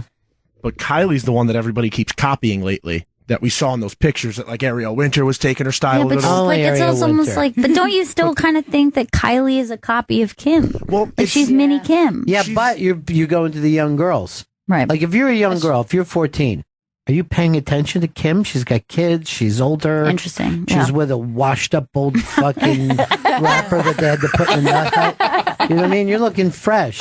You know, my brother's back at home with his Beatles and the Stones. Now, you had the thing, Ariel Winter's mom. Yeah, so Ariel Winter's mom, who like she emancipated from a few years ago, came out. She's a grown-up now. Well, yeah, but they had like a big falling out. Her mom said she doesn't think Ariel Winter needs to dress this provocative to just get attention. She's a better actress than that. And said she's like disappointed in her. Look, why do you feel the need to say that publicly? There's only one thing that you should say publicly about your kid. I'm so proud. Yeah. That's it. What the fuck? Then you say to them, you know, in the meantime, you got the right to say, honey, do you really need to go running around like that? You're a better actress. But anytime that you're condemning your kid in public, you're not, and we know this, the biggest stars, Jennifer Aniston won't look at her fucking mom. Yeah. For fucking years. Remember that fucking Lohan dad is just such a fucking asshole. He was like just loving the attention and constantly saying, oh, Lindsay's doing this and she fucked up this and she's running around like trash. Like, that was like how sleazy You're he fucking came off. trash, fucker. Yeah.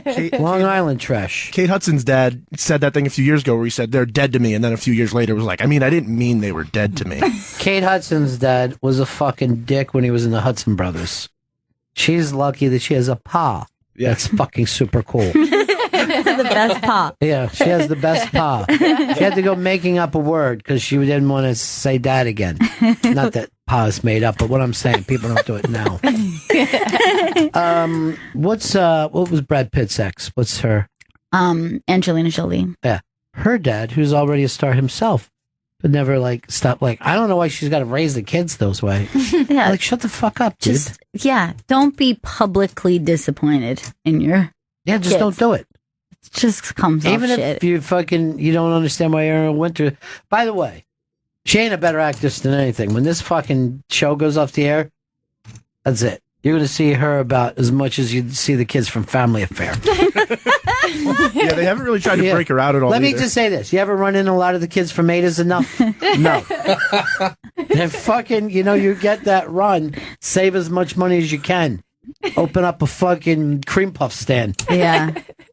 But then, like, just having your stage mom come out and say something like that, it's just, come on. Pure sleaze. Yeah. Shut the fuck up. This pledge. I hate her mom. What making me like her mom more. need to be commenting on her Instagram anyway? Well, I think it's more of the bitterness that she got locked out from like her life a few years ago. So now she's just trying to like probably for good reason. Can I just say something? You're trying to be Jen. You tried to take over this You just thing. tried to outdish the disher. Yeah. You ever notice that me and Chris never tried to read into the psychology of it? We just go, but you're like, you know what? It's true. Wow. He is. You have dish envy. Yeah, because he can't get his own gimmick going. I know. We got this Justin. Justin's blown by you like a fucking shot. I know. He's coming up really strong. You got to hear the ice cracking. I feel it coming under me, and I don't like it. That's just great, though. He's already got a cool nickname and Cree. I mean, I know. everything's going right for Justin. We're never playing this veto. I mean, it wouldn't make sense. You're like, this has been vetoed. We could do that. We could just reject people and call it veto. He's just like, Well, we're vetoing you. he's just ripping off new rules. But it's just like, it's just been vetoed. He wanted to. He told me he wanted to do a thing called New Rolls, where he just comes in and eats hot French bread. Delicious segment. Stop writing that up. Stop. This isn't fucking NASA. Gotcha. I don't need 5 or 10 minutes to know. We got to go to break for what? For Joan Rivers, A Life in Comedy. You got any more dish before we? Dish has been served. Okay. Oh, Jen really does this so well. She does it so well. What was that, Chris? You just give a little clap like that. Little clap for Jen. Okay. So basically, putting this Life in Comedy, Joan Rivers together, I really start to think, is she the greatest comedian that ever lived? Because normally they say two people, right? They're going to say Richard Pryor or George Carlin. By the way, which one would you pick? Carlin. Based on what? I liked him more as a kid. Well, that's not. Now you're an adult. We got to come up why one's better. Vito, who you pick? I would go Pryor for just the amount of people that I like that he influenced, and he specifically gets referenced by. Yeah, I don't know if that does make you the best ever because a lot of influence is not always the best thing that's ever happened. Yeah. A lot of times when you influence people, you keep them from being their self and finding their own voice. And believe me, especially when I was younger, there would be a lot of guys going, "Yeah, but no, sis, waddle." I mean, you're just like, dude, you're fucking 17 and you're doing Pryor. And even Murphy did that at first. Yeah. Who do you pick? I think that they're both geniuses, but I'm going to have to say Carlin just because I'm in awe of the way he wrote, the way he worked. The amount of work that he left. The body of work that he left He behind. left more than Pryor, no doubt. I mean, like, just kind of a genius mind, the way he wrote and performed. And, you know, I got the chance to see him twice in my life, and I think he's amazing. Now, here's the thing about Joan, though. She was kind of on The Tonight Show before George, outlived him, never stopped working, in that thing of how much work that you possibly did. Yeah. I mean, at best, you got to put her on the short list. You got to put her up with those people. Yeah. But we never do. It's always between those two. Here's the two things I think that hurt Joan. The face work that she had done makes people think that she's strange, and of course, QVC. But if you've got to accept drug addiction, misogyny, you know, and Pryor, you got to accept those things in Joan. Joan is different in the same way that Carlin was not a regular guy either. These are not regular people when you get to that level. And yes, there was quirky things about her, but here she was in her 80s, and I swear to you, she was funnier in her last days than she was in the 60s, the 70s, and the 80s. Yeah. No fucking doubt. And no matter how many times she got knocked down, she was Rocky. Yeah. She got up off the canvas time and time again. I think she's on the short list. How many times are we talking about, you know, that idea of musicians or writers or, you know, peak young, and can you ever really catch yourself? And this is an artist who clearly just got stronger and stronger. Tell me one person who writes novels that was at their strength in their 80s in the way Joan was. Yeah. Anybody who, maybe the only person I would compare is Picasso was painting still at a high level in his 80s. Yeah. I can't think of another person. Like, I went and seen a lot of blues guys, and they were really old, and they were great. But we weren't listening to the new shit. You know what I mean? Right. We were listening to shit from 30, 40 years before. So, and I don't know if any of them ever really had the, like, I can't begin to tell you how big Joan was in the 80s. Like, with that whole Can We Talk thing. Massive. Right. Could have walked away, and that would have been her time, and did the occasional thing. But she was out every night. This is the list of people who show up, and a lot of this was the night Joan died. So there's some people pretty raw about it. Amy Schumer, Jeff Ross, Susie Essman, Tom Papa, Bonnie McFarlane, Lisa Lampanelli, Tammy Pescatelli. By the way, when's the last time we saw Tammy? It was freezing. I was just thinking that when I was listening to this the other day. Yeah. Kathleen Madigan, Eliza Schlesinger, Judy Gold, Julie Klausner, Andrew Dice Clay, Lynn Koplitz, who wasn't able to talk to us the night that Joan, she just said, I can't do it. She says, I can't talk about this. And you will not, she hasn't gotten that much stronger. I mean, she's just, she crushes you because she loved Joan so much. And there's actually even more. Well, maybe some other time we'll play some of this. But even if you've heard The Unmasked, there's something about Joan passing away and hearing that voice now and all the smart things that she said. By the way, did you like the way that I ended it, or was that too self-indulgent? No, it was so sweet. And that was the last time I talked to Joan Rivers. It like broke my, I was really touched by that. Imagine if you would have let that shark eat you up. You wouldn't have heard any of it. I know. By the way, I yelled at your mom about that. I go, why is she down there with sharks? Because I don't know. She's got to be able to do her own thing, you know?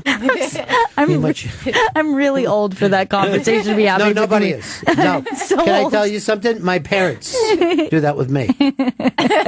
And one thing I do find out that when your parents get older, you find out that they do like you more than they do their grandkids. And it is true. Yeah, they do. Because, like, I'll just say, even with my brother and sisters, so like, those kids are really putting them through the ringer. You know what I mean? You're just like, oh, you're not picking the grandkids. And I think that's true. Vito, you won't get to understand that, though. Well, oh, because I'm never going to be with anybody?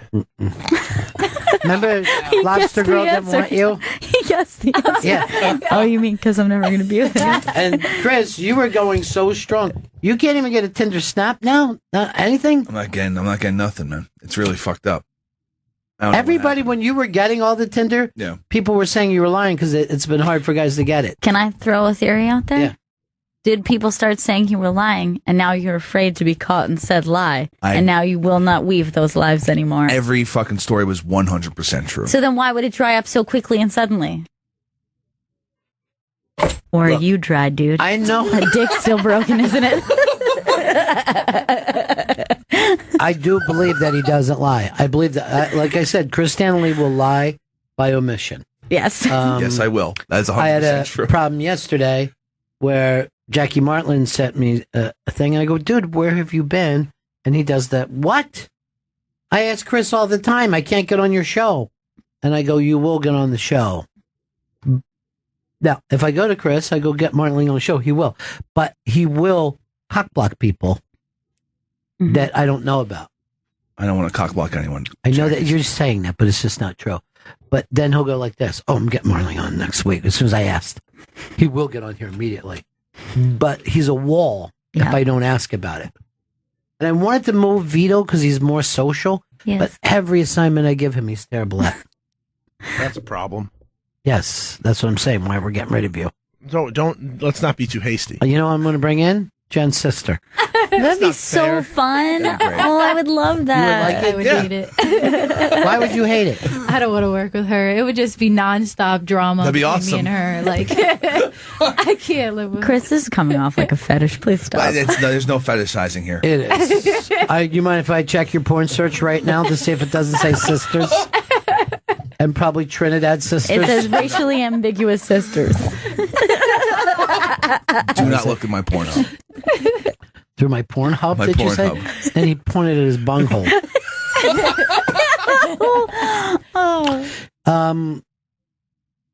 Isn't it funny how the nice girl doesn't get along with her sister? Is that true of life? I know. It's like you meet like the nicest person, and then you see them with their family, like, shut the fuck up, bitch. That's exactly how I am. Did you ever have a friend who was just like terrible to their mom? Oh, I Just hate like, that. Shut the fuck up! We're going in my fucking room, you old bitch. Dude, easy. Dude, that shit made me so uncomfortable because I grew up, I was allowed to curse all I wanted. I was allowed to curse, but it was to express myself the way I wanted. So I could be like, today was a shitty day. Right. And I wouldn't, and my mom or my dad would not be like, hey, watch it. But I couldn't turn around and be like, you're a piece of shit or you're a bitch. Like I couldn't like use You know those what? words. I hope you would fucking try that. See?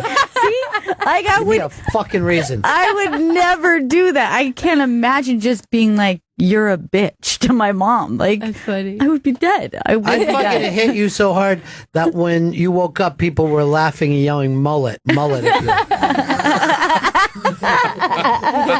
That is hard. People would make fun of you for listening to ska. That's how fucking hard I would hit you. All right, we forgot to push Joan, right? Joan Rivers, A Life in Comedy. And this is honestly reminds me how much I adore this woman. I just love her. And we gotta, her legacy. Forget her memory and blah, blah, blah. Her legacy as a comedian. And I love the fact that she didn't try to be like, I'm the number one female helping comedian. She just wasn't like that. Yeah. She was always current. So we breaking first, Chris? We come back. A Life in Comedy, Joan Rivers. You're listening to Joan Rivers, A Life in Comedy. Ron Bennington speaks with the friends and comics who were influenced by the legendary comedian. I think it's very nice. You want to go to Africa, you want to adopt a kid, but what about home first? You want a thin, starving black child? How about Nicole Richie, right here in our town? For the next hour, the life and career of Joan Rivers will be discussed. Do you know what really drops first? The vagina. Yeah, no one the vagina drops. I woke up 6 months ago, I went, why am I wearing a bunny slipper? Ron Bennington will be speaking with comedians Amy Schumer, Jeff Ross, Susie Essman, Lynn Koplitz, Tom Papa, Bonnie McFarlane, Lisa Lampanelli, Tammy Pescatelli, Kathleen Madigan, Eliza Schlesinger, Judy Gold, Julie Klausner, and Andrew Dice Clay. This is Joan Rivers, A Life in Comedy. See, gay men don't understand that just a fake orgasm, all they have to do is spit in the guy's back. It's a whole different thing. Gone too far! And here's your host, Ron Bennington. Welcome to Joan Rivers, A Life in Comedy. I am Ron Bennington. We're going to spend some time talking about Joan Rivers and then also playing some clips of Joan Rivers on my show Unmasked. And this is, for me personally, one of the great pleasures of my life to had a chance to talk with Joan Rivers about her work and being able to share that with you tonight, because I personally think that Joan Rivers, you could easily make the case of the most important comedian of all time. First of all, every woman who followed her walked down the path that Joan Rivers macheted through during the 60s and the 70s when it wasn't really easy to be a female comic. And then also every comic that works edgy could look at Joan and try to figure out where the line was at that time and place, because of course it changed every single decade. And the person who went out to check where it was always Joan Rivers. You heard those opening clips that we played. They would be edgy jokes if they were done by somebody who was 22 or 25 or 35.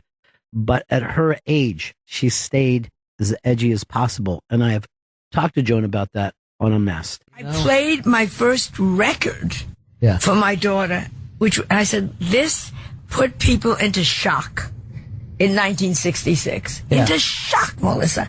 And we're going, is that sweet? Is that sweet? Right. Oh, I talk about my best friend, Mr. Phyllis, and he was my bridesmaid and all that kind of stuff. Yeah. And to call a gay man Mr. Phyllis, they couldn't get it. It sounds so dumb now. And so I always think that I was always on the edge. Mm-hmm. But what the edge was in those days is not like the edge now. Now Right. the edge is really the edge. You know, and they say, I always say on a scale of 1 to Osama bin Laden, how mean am I?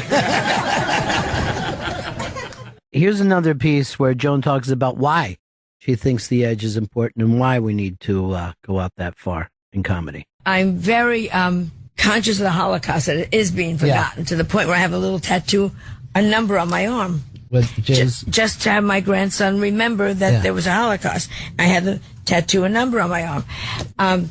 So I do, of course, Holocaust jokes, which people get so upset, but that's a way of reminding the audience it happened. You know, and I did go to Auschwitz, and they do have a bake shop there. They have a bake shop. And I put my head in, and I said, smells good, who's in the oven?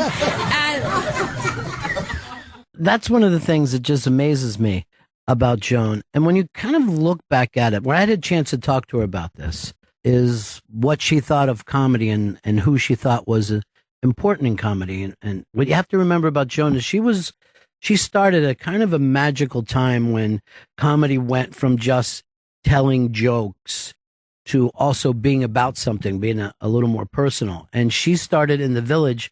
There were people like Woody Allen and Bill Cosby, David Steinberg. There were so many people that were kind of changing the way comedy was done at that time. Bob Newhart was another name of somebody who just took it in a different direction. But she had a comedic hero, and I talked about it one time with her on my show. Lenny Bruce, nothing to discuss.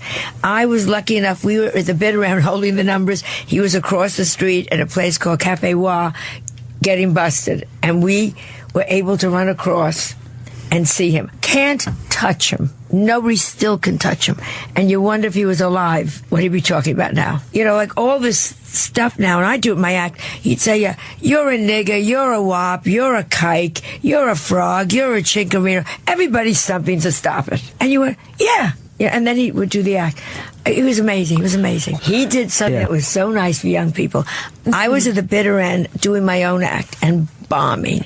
And he came over one night and he sent me a note. You're right, they're wrong. Held it in my bra and went on, and I ended up on Carson, blah, blah, blah. And I'm sitting with George Carlin one night, years later. We're both okay now. And I said to George, you know what kept me going? Lenny Bruce came over and saw me and sent me a note. You're right, they're wrong. He said he sent me the same note. So I think he sent it to every comedian around. I love that story, and I love that idea of Carlin being at one place, Joan being in another place. They're all very young and trying to work out this kind of new art form. There's a TV show that is starting on Amazon called The Marvelous Mrs. Maisel. And it's more or less based on Joan's life. And I saw the pilot, and you could see that it's a kind of salute to Joan, but I'm dying to know what she would have thought about it, because I'm sure she would have went over it with a fine-tooth comb. An amazing, amazing mind Joan Rivers had. And I had the chance to have her on my show a few times. And it took a long time before I got her to do the Unmasked show, where you sit down and in front of an audience and go over your career. Because, you know, she really didn't need to do it, and, you know, had her own kind of little trust issues. So it was great when she finally agreed to do it, and it was so fantastic. And any young comedian should go back and listen to that hour, because it is phenomenal.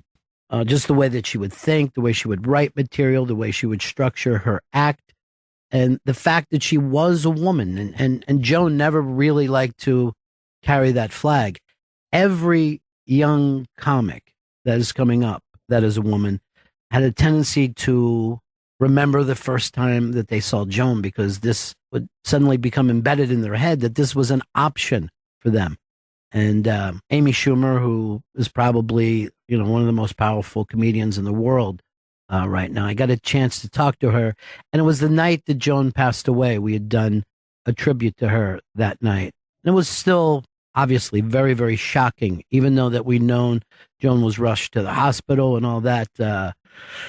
You still just weren't ready to give in to the idea that she could possibly pass away. So some of these pieces that we're going to play for you, some of these people were very, very raw at the time, but I think it's important to remember that feeling of losing Joan and what it did to the comedy community. So this is Amy Schumer, the night that Joan passed away, talking about what Joan Rivers meant to her. I got to meet her at it was a premiere of her movie, A Piece of Work, the documentary, which is so great, and everyone should see it. I watched it a lot.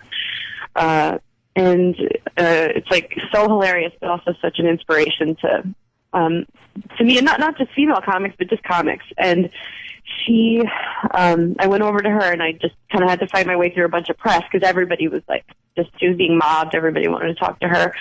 And I introduced myself, and she said, "Oh, you're a comic? Oh, okay. Well, this is where all the comics are going to hang out. Tell everybody, and I have to talk to the press, whatever. But this is where we'll be. And okay, you'll tell everyone." And she just I was like, "That's so cool." Like, she should just be like plugging this movie and running around, but she just couldn't wait to get to the part of the night where she could just sit around and not bullshit with comics. So I just thought that was so cool. So when you look at something like that documentary, because it did show that even at that age, it's still tough work. Some of this stuff would be beneath someone of her income and social status, But do you look at that something like, yeah, I'll take that gig as a lifetime? Oh, I think something about being a stand-up just keeps you beyond humble. Like, you just undervalue yourself, if anything, and there is just this fear that you will sort of slip out of relevance and that you don't know where the next job will come from, and I think she wasn't an exception to that, but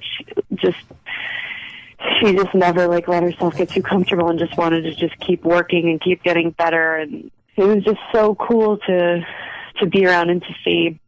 And and it just makes you feel like, I'm sorry. I just, you as a younger girl, you feel like a little bit different than other people you're in school with, and to see someone like her and know that you're not alone, and there's this person who's so funny and working so hard. It just meant a lot to me, and I know it meant a lot to everybody that I'm close to, all the comedians. And she's just, I always just think of it who would you pay to see? At this point, that's kind of the ultimate compliment I can see, because we see so much stand up, and she's just always been on that list for me, and just hilarious, and someone like me who, when I first started out, thought I was so edgy for making a joke, some sort of irreverent joke about abortion. But then if you watch her, she's on Carson doing it. Back when it was illegal. Yeah, when it was illegal. She was talking about her friends going to Puerto Rico to get appendectomies. How she put it. Just God damn, the balls on her to do it then. Yeah. And I know, I know she wouldn't want me to be talking about what an inspiration she was. She would work what we would all want, which is would want to just talk about the funniest stuff, and just sort of honor her like that. And she just made me laugh so much, and I just her jokes, seeing her on stage, even in her 70s, bent over, saying that anal sex is more practical because you can get stuff done. You can iron. Yeah, right. You can iron. You can just acting, and how you're just God. It was just her balls and her work ethic just blew me away. That's Amy Schumer talking about Joan Rivers, and comedians will always admire material. It's one thing to talk about Joan as being somebody who knocked down doors or whatever, but the fact is that she always just went out and just had funny show after funny show for decades and decades and decades. Next up is a great comedian who we talked to recently, because Lynn Koplitz, who's got a new special coming out too, but she's not only a very funny comedian, but Lynn actually became friends with Melissa and Joan. And I remember the night that Joan passed away, we couldn't even Lynn wasn't able to even talk about it. She was rocked to her core. So we went back to speak to her, and this is Lynn Koplitz talking about how important Joan Rivers was to her. My mom and I were living on our own, and we were divorced from my dad, and Joan had just lost Edgar, and I was watching TV, and my mother came in. She looked at the television. Joan was telling some joke or something, and she said, "That woman just lost her husband to suicide and has a daughter your age. And if they can be okay, and if she can still laugh and make people laugh, we can be okay."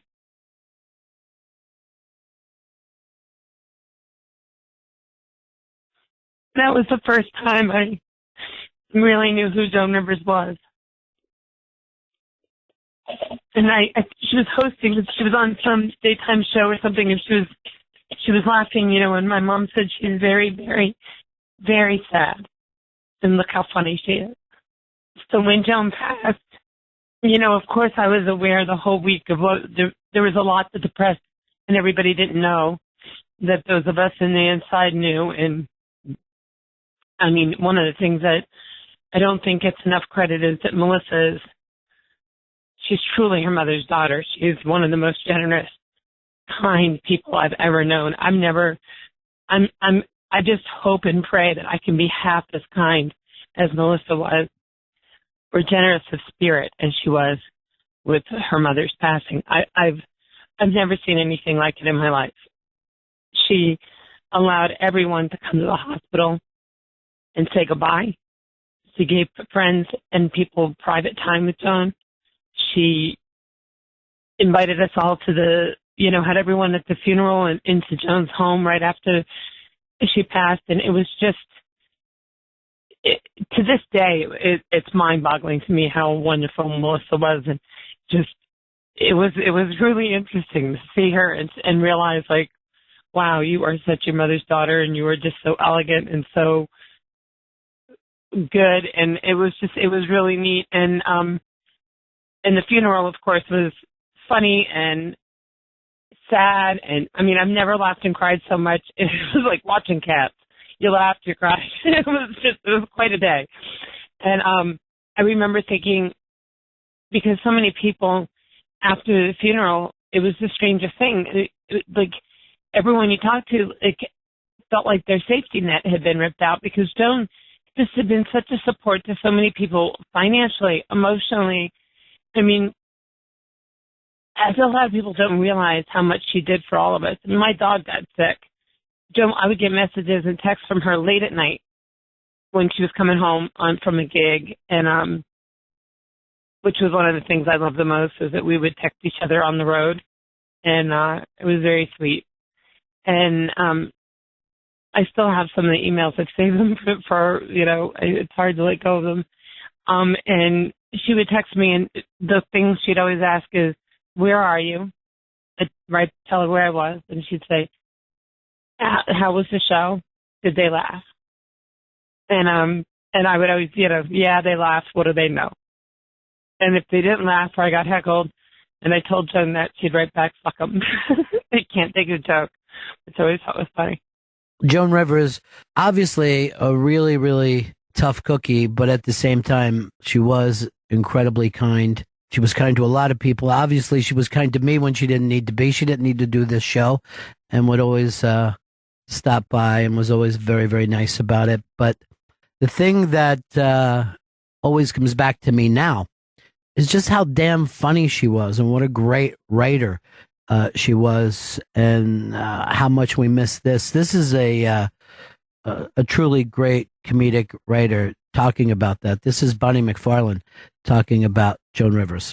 The one thing about Joan is that she never went on a talk show, or she never did an appearance where she wasn't joking, where she didn't have, I don't know if she just had them in her head or she was making them up or what her process was, but she was always funny. She could be serious for a minute, but then she would always have a joke. She never rested on like, oh, I'm Joan Rivers now, I'm famous, I don't have to. She just always brought it, and it's like, I think more comedians could, take a page from that book. It's like, just be funny all the time. Even right now, if she was talking to you about someone else who passed away, she would have a joke, and I don't. I mean, she's the greatest.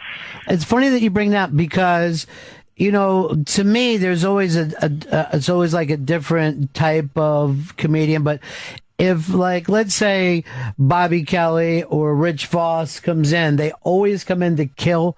But whenever a lot of the new alternative comics come in, they just come in to sit with you and be here. And, it's just like, Joan would want to do that thing is, I did the show. Did I slay? Did I kill? Did I do it? When you watched that documentary that she did about her life, and again, that's another thing, I'm so glad that documentary was shot. Yeah. And she went down to do that tribute for Carlin. She went in there to compete against Jon Stewart and the other people in the tribute, Yeah. I mean, she was a true comic. She had a comic's mind and a comic soul, and she didn't let anything stop her. I mean, she obviously, she had such career troubles at certain points in her life. Her husband, committed suicide. She had real, tragedies going on, and she just kept on coming, and I don't know. I wish that she was, I feel so sad. Obviously she's 81. It's like, but I feel so sad that we're not going to hear her take on everything anymore. That is absolutely true. Bonnie McFarlane talking about Joan Rivers. And I think that almost anytime something comes up in the news, because, these are the Trump years, and I think Joan would have had a blast with that. And not coming at it from the same angle of anybody else who's out there, because she actually liked Trump. She was on his show. She was an admirer because he was a real New York guy in the way that Joan was real New York. And I kind of mean it in the same way that Howard Stern is real New York. And that's another guy that Joan really liked and admired. But these kind of guys that would, if you hit them once or if you say something about them, they're going to come back really hard. Joan, of course, has done that in her life so many times. But that's that old school kind of New York attitude of you're not just battling against the person that you're fighting with, but everybody else can see that what you're doing means that if they ever try it with you, you're going to come back at them.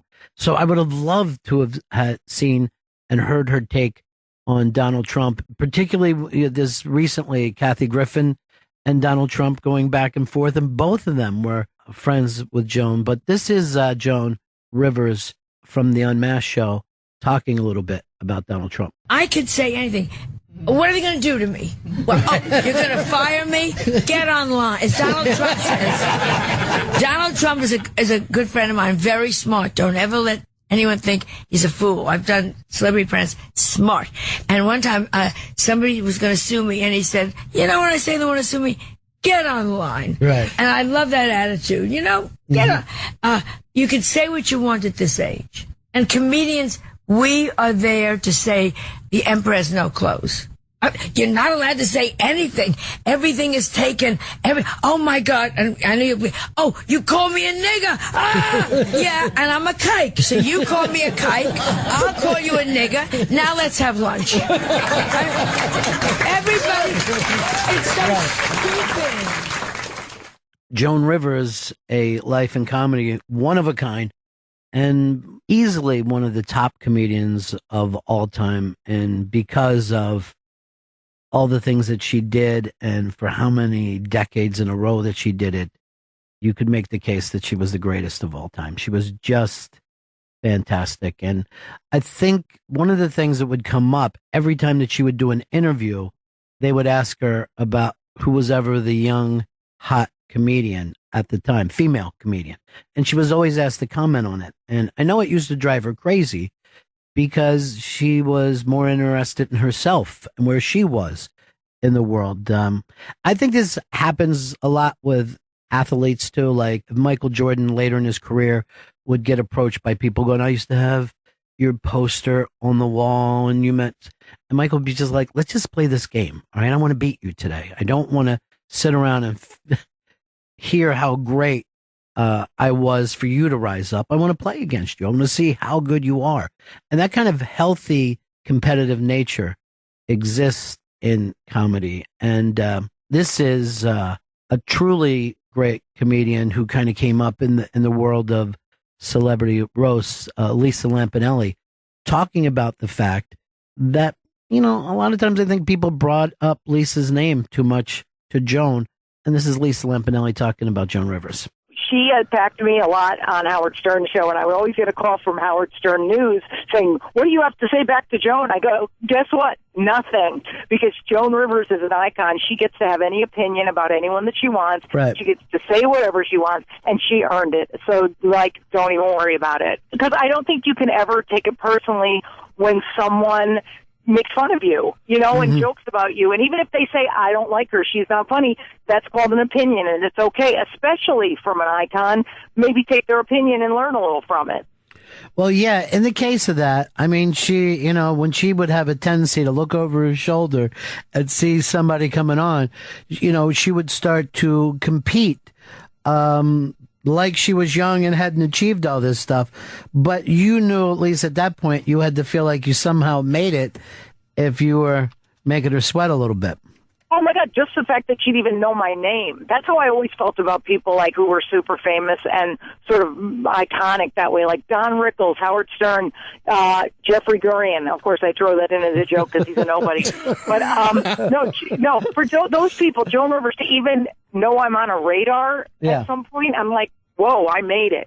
And also, I don't know if necessarily it was always that it was people nipping at her heels, because she was always super complimentary of, you know, other female comics. Hey, if you weren't her cup of tea, you weren't her cup of tea. But, you know, she made no bones about it, and I kind of got cracked up about it. I don't remember ever going that a-hole, because I go, it's Joan.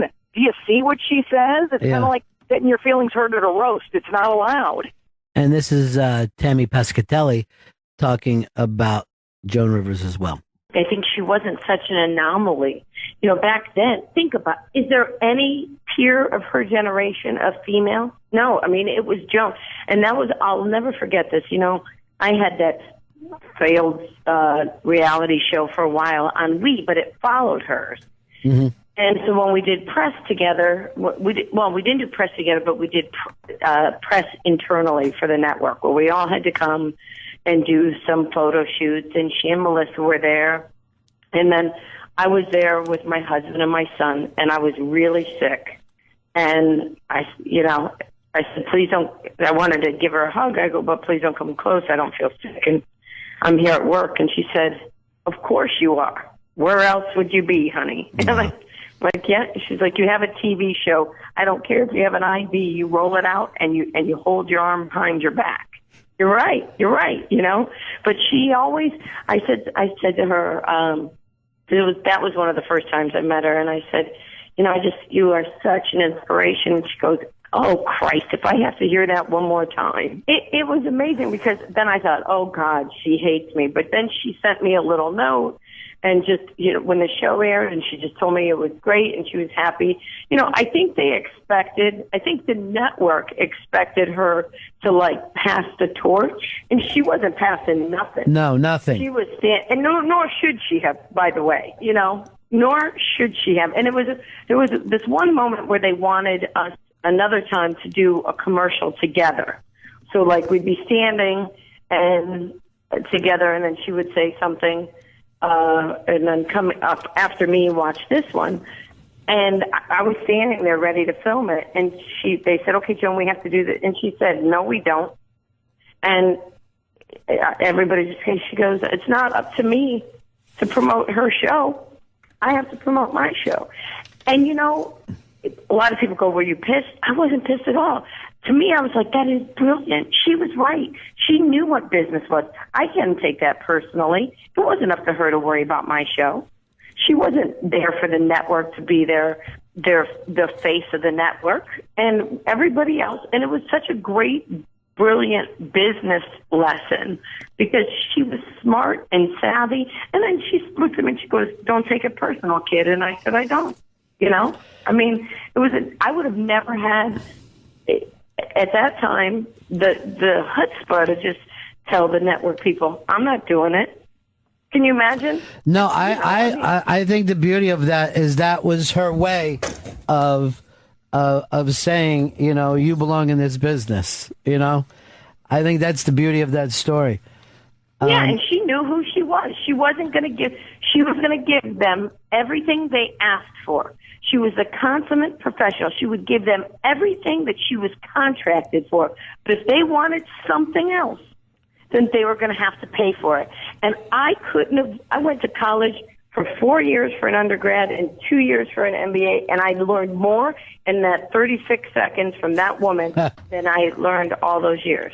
Another thing that I always love about Joan Rivers is she understood the business. She understood the hard lessons of show business. She had been at the top. She had been rejected, but she never stopped loving show business, and she never was cynical about show business or the audience, even when it wasn't treating her all that well. And I talked to her about that during Unmasked. This is Joan Rivers talking about show business. I love the business. Mm-hmm. I love what could be nice? You think of something funny and you say it and people laugh and then you get a check. This is some way to make a living. You know, I love every aspect of the business. I love editing. I love set designing. I love writing. I don't care where I will be in a car. I was in a car the other night. I work out in a little club, you know, called the West Bank. Yeah. Here in New York, 125 people. It's fabulous. And I was coming back from there, and they were filming a movie, and I stopped the car and got out and looked. I'm still a fan. Also, I wanted to get to the Craftswagen because a nighttime shoot always has a great Craftswagen. Yeah. Just look like you're an extra, and you can get hamburger. But it's just like when you were a kid. It still means the same. Exactly the same excitement. Exactly the same. I go to see every Broadway show there is, and I go backstage and say hello, and you go back, it's like someone's let you in the temple. It's so exciting that you're backstage at Barnum. They're letting you in. I'm still hysterical over it. Just listen to her voice and her passion when she's talking about that. And I believe that she was like 80 or 81 years old when we did that interview, but she had the same passion, the same drive as she did when she was a kid starting in the business. And one of the things that I'd been in so many conversations with comedians, particularly the edgy comedians, and I'm talking about people like Jim Norton or Dave Attell, and they just loved her and did not even think they were on the same level. And these are guys that are doing big specials and drawing big crowds and everybody talking about them. And they're like, Joan is just on another level right now. I got into this conversation with Dice Clay when I had done an Unmasked with him. And Dice is another guy who loves show business, loves the idea of show business, created the character of Dice to go out and kill a room. And this wasn't long after Joan had passed away. And he was talking to me, Dice Clay, talking about Joan Rivers. You know? Even with Sam, like, you know, Robin, you know, all these great, Colin, Joan Rivers, the greatest. It's like, give me a second. You know,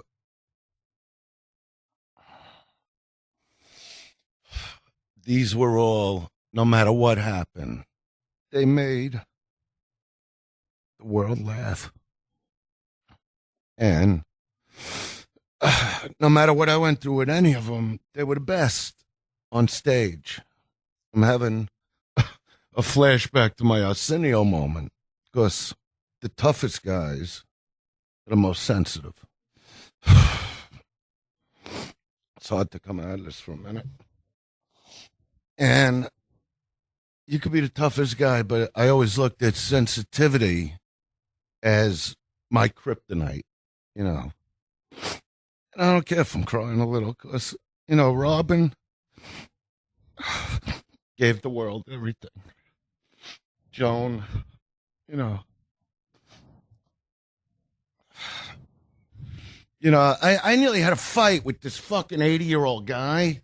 I was going to bang his head through his fucking shoes, and in a pharmacy, comes walking over with the walker, this asshole, you know, and he tells me what a fucking fan he is, you know, and that's not what I got mad at him for.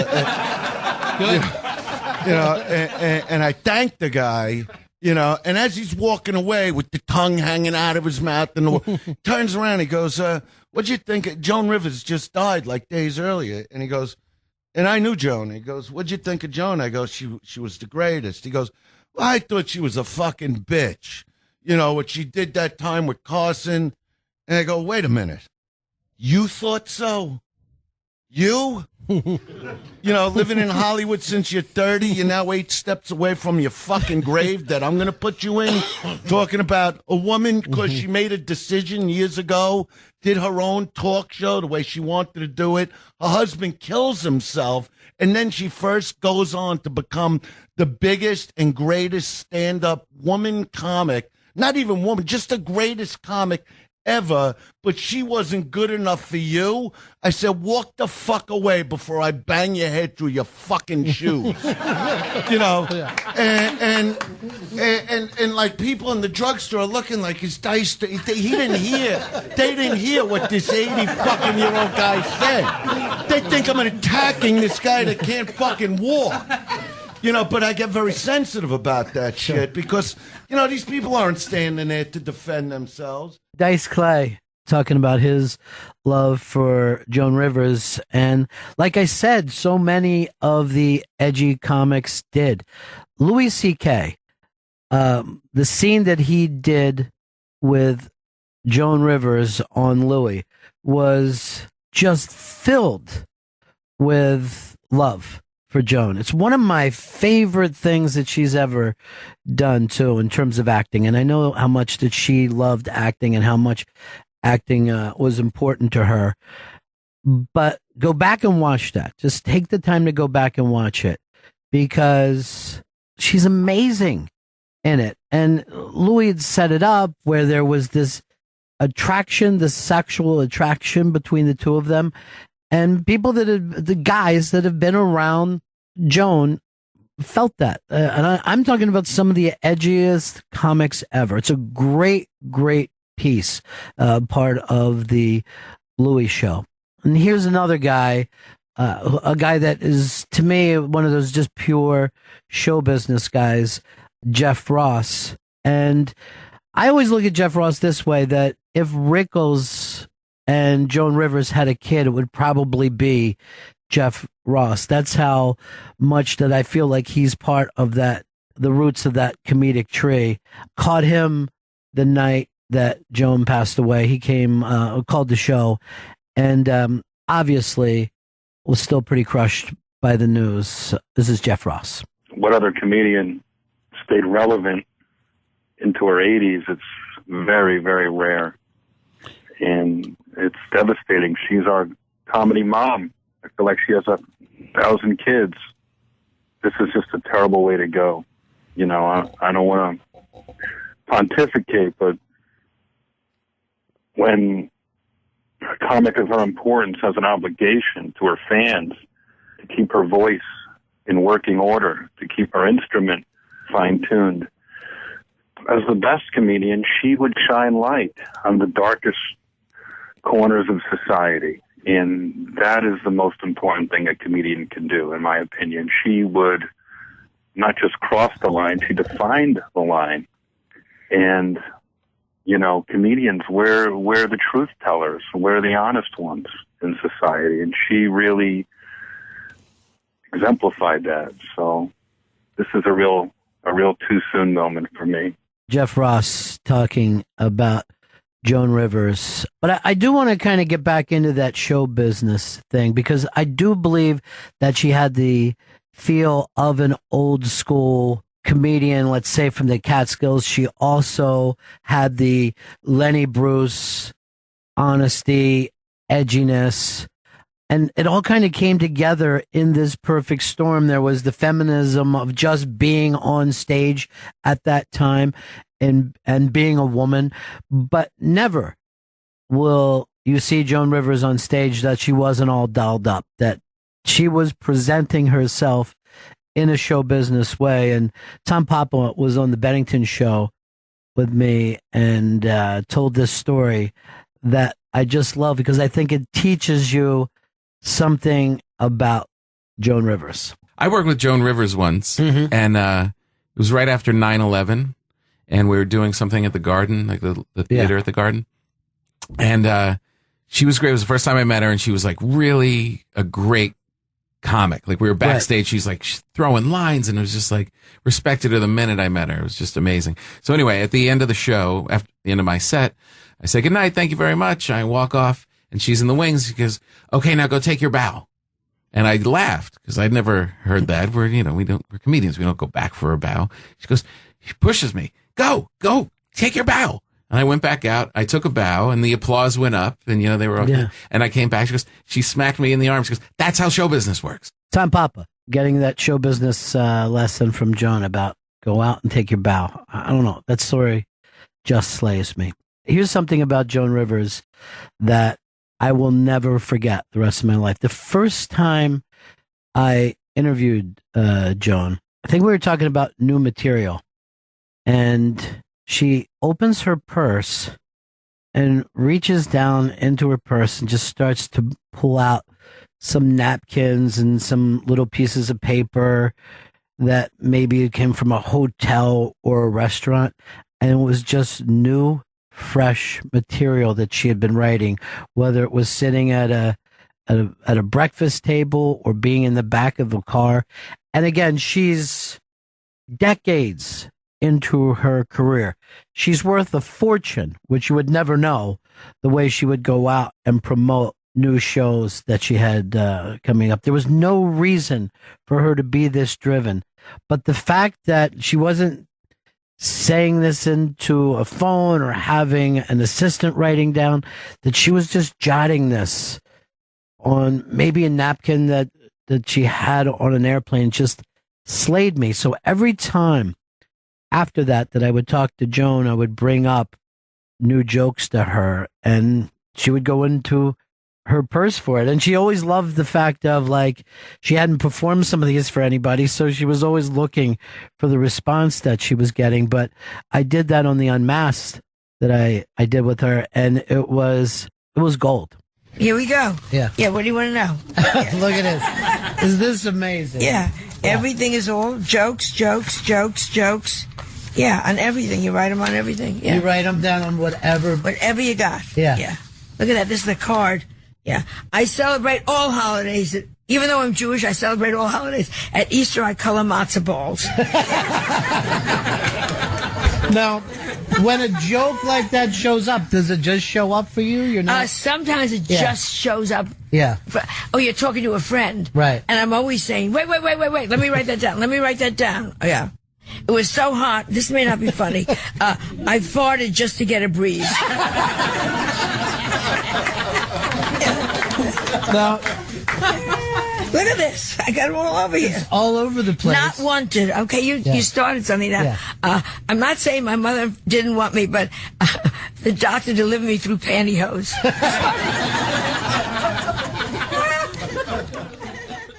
I love that. I'll never forget how she always had new jokes. I mean, she was, quite frankly, a workhorse.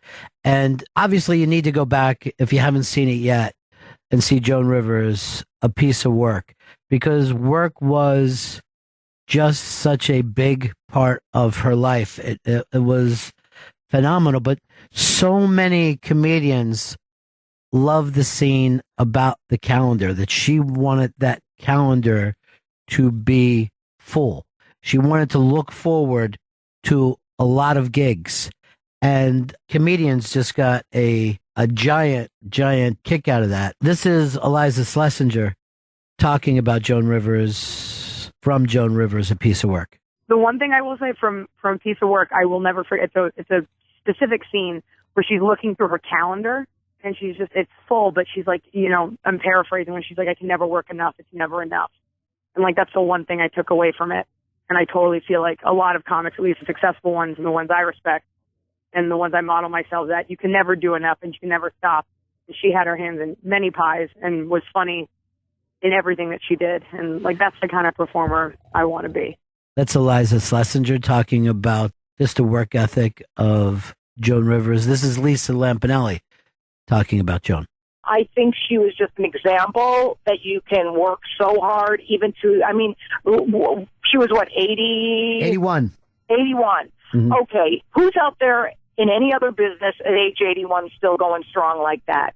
And yes, I get that after seeing the documentary, a lot of it was that she stopped working, that she only felt useful when she was working that hard and the empty calendar haunted her. But you know what? That's the same way it is for a lot of us.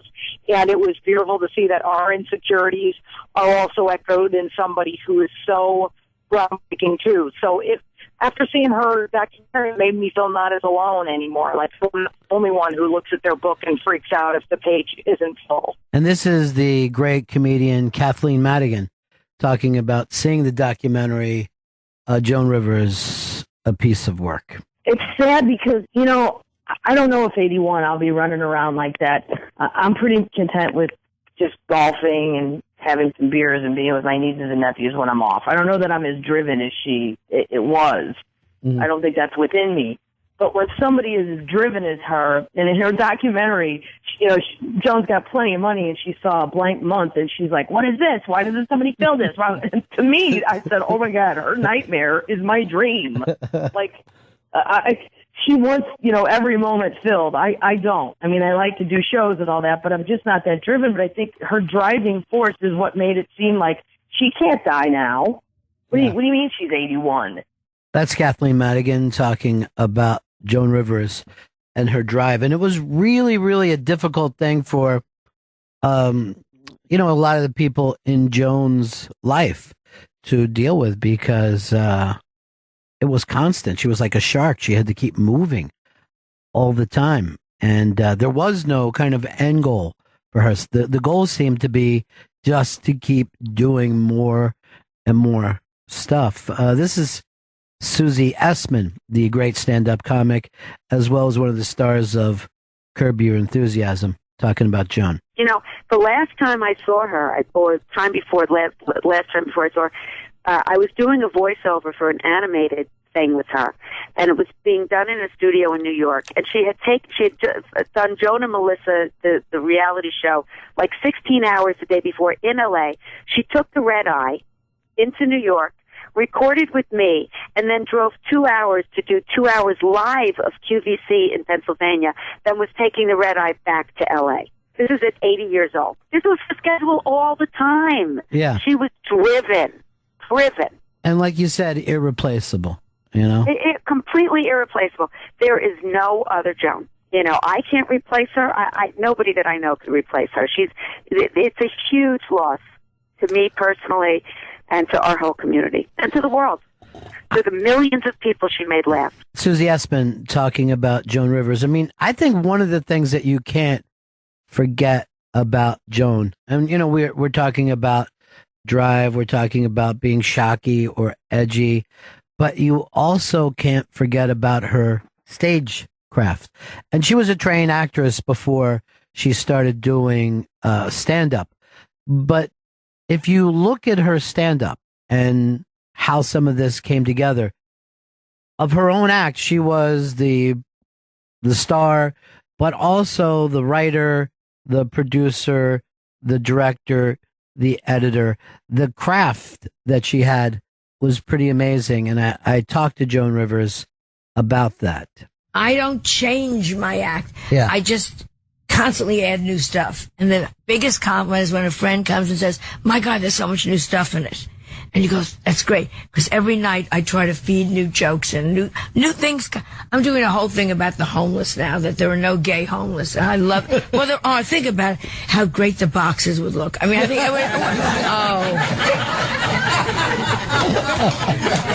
Yeah. it would be great. Yeah. This is a box. Yes. Yes. I also have a box in the Hamptons. I have a box. There are no gays. Yeah.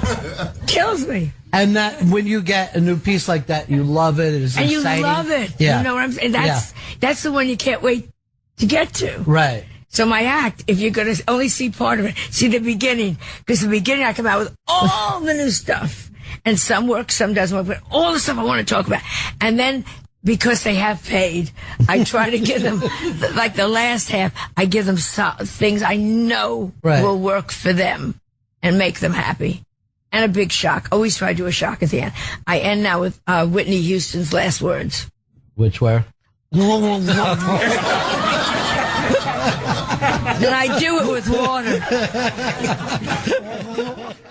This reminds me of what Bonnie McFarlane was saying earlier, that she would go on, she would be informative, but the jokes were always there.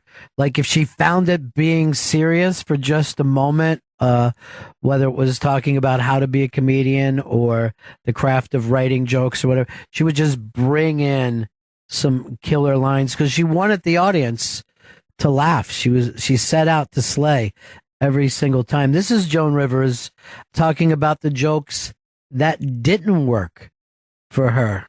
Sometimes they don't laugh at what you think is going to be hilarious.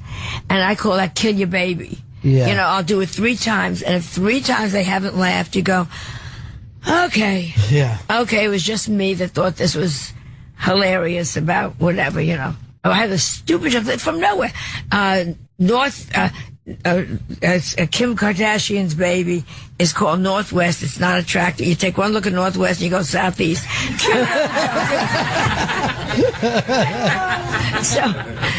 So I did it in the club, and they don't want to hear baby jokes. Right. Ugly baby jokes. Because they all have them, you know. Yeah. And that's like... That was Joan Rivers talking about comedy. And I have to tell you this, too. Always the interesting thing about her is how she stayed current. I mean, there was one time that she would be doing Elizabeth Taylor jokes or Cher jokes, but you never caught her doing that in the latter part of her career because those references were not current. And now she's finding herself talking about whoever the young hot girl was, or the overweight star. Some of these people would be 40 years, 50 years younger than Joan, but she was up to date in any kind of thing that whatever was going on in the American zeitgeist. You better keep your jokes current. Even Adele, God bless her, and I love it. Oh, She should never lose a pound. It is, and she got mad at me because I said her big hit was Rolling in the Deep Fried Chicken.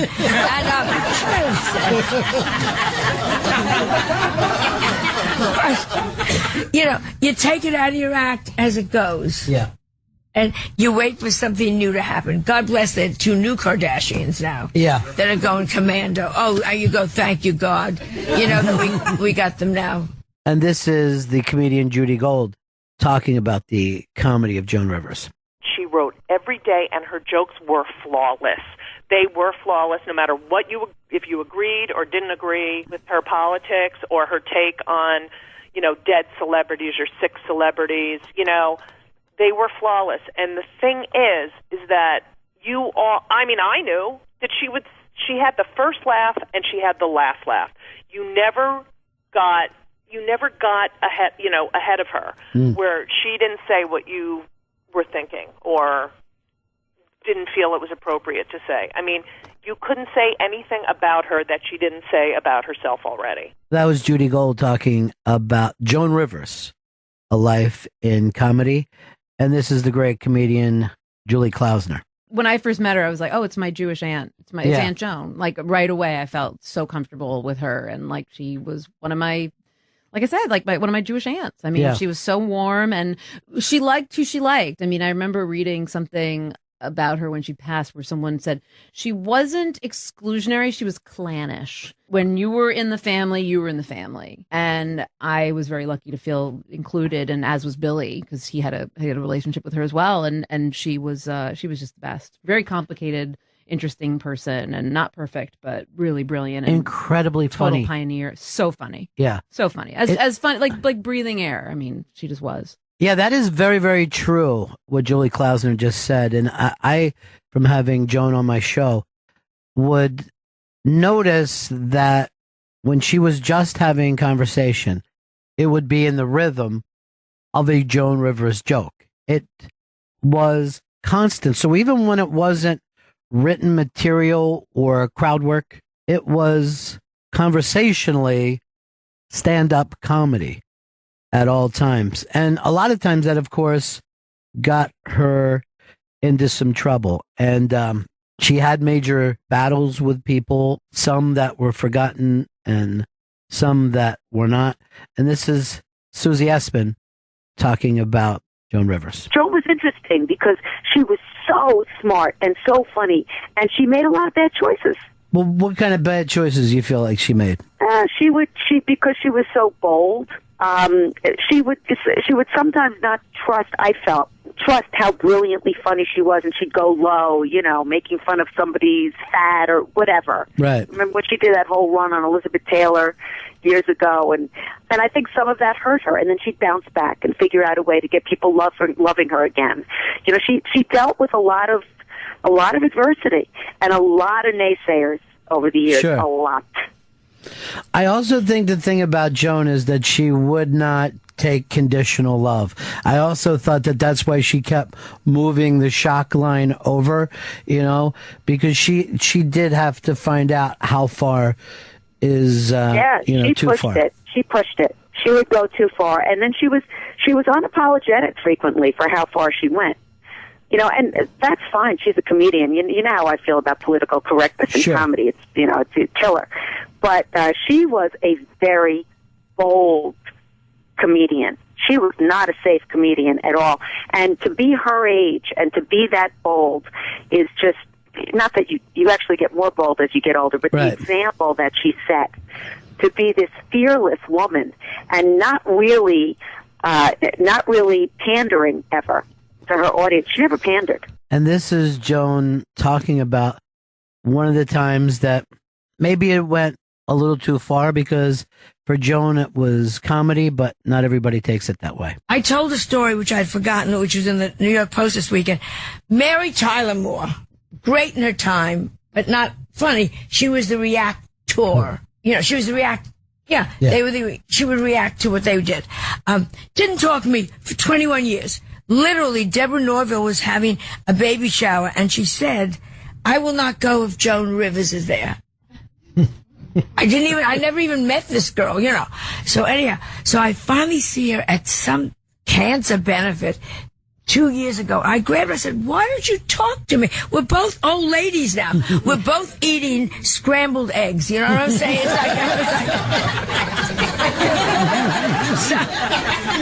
Somebody is reminding us who we are. What? She said, "You made a joke about me on the Carson show." That's already 24 years ago. And you said I look like the Joker. And I said, A, it was a terrible joke. And B, you had nothing else to think about for 20-odd years? You're holding a grudge? How about writing to your congressman about something? You know what I mean? Right. Held a grudge for all these years. That'll show Joan Rivers. Right. Joan Rivers talking about grudge holding, and one of the most famous grudges of all time was between her and Johnny Carson. And you have to remember, Johnny Carson took her when she was working in the Village, brought her on the show. She was an immediate hit, and she worked the Carson show for years and years and years, and they were great together. I mean, they were phenomenal together, and it got to the point where Joan would do the show when Johnny wasn't working. Then she kind of became a permanent guest host along with Jay Leno. But it got to the point, I think, where it looked like she wasn't going to get the show, even though her ratings were even a little better than when Johnny was there. And Fox made a run at her. And it's hard to remember what a big story that was at the time, but it was on every single magazine. And a lot of people thought Johnny was too hard on her. And a lot of people also thought that Joan had betrayed Carson. When I knew I was leaving the show, my first call was to Johnny Carson, and he hung up. And then I called back, and he lived at that time in a house in Malibu that was like all glass, kind of one. And his wife said, Alexis answered the second time. I said, let me speak to Johnny. It's Joan. She said, I don't know if he's here. I said, it's one-room house.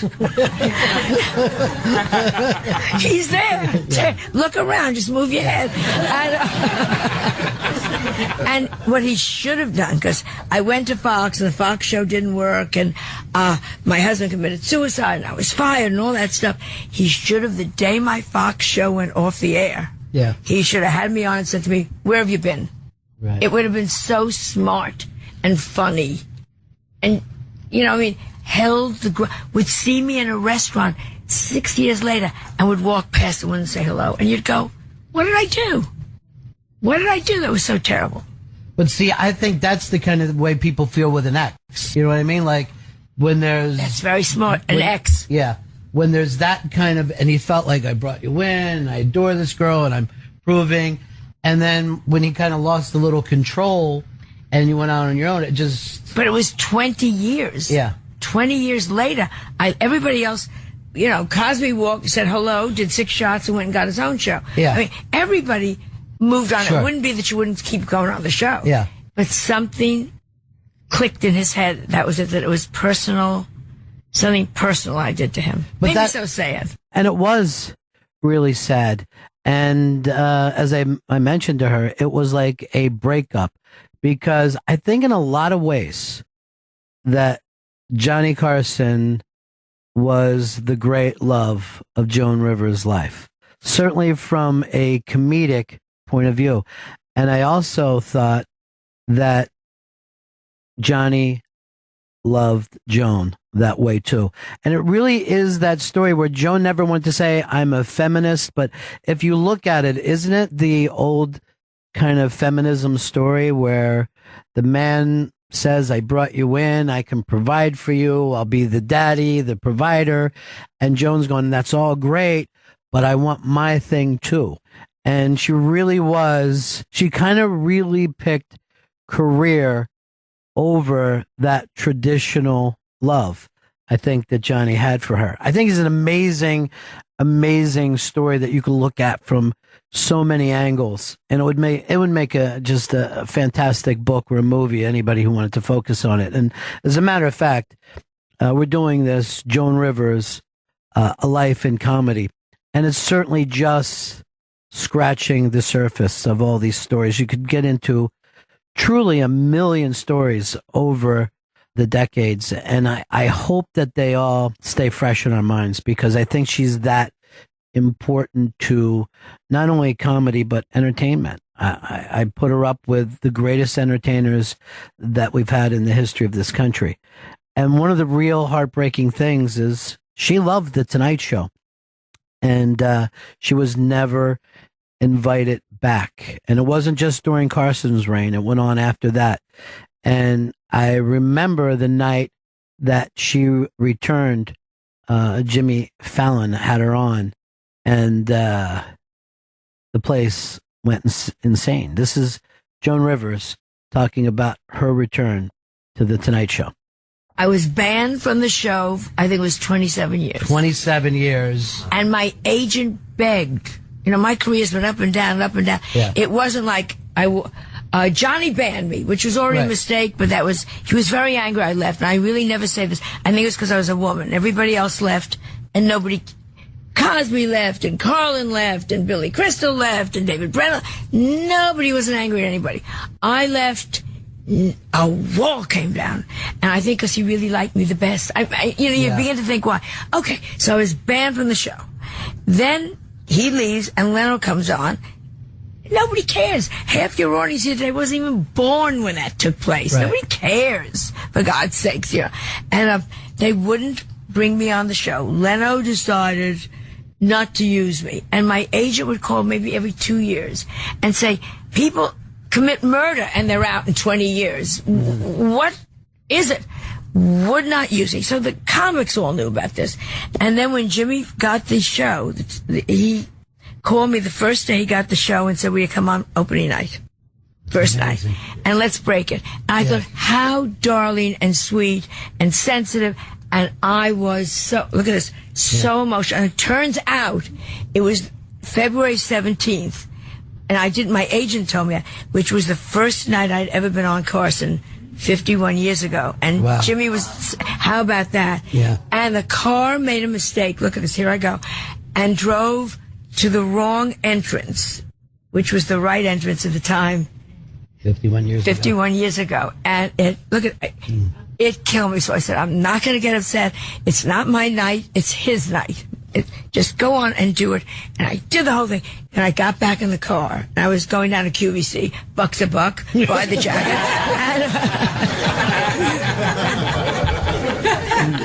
And I got in the car. I started to cry. I thought, oh, my God. It was so emotional. Big emotional. Yeah. And I had no one to share it with because all the men my age are dead.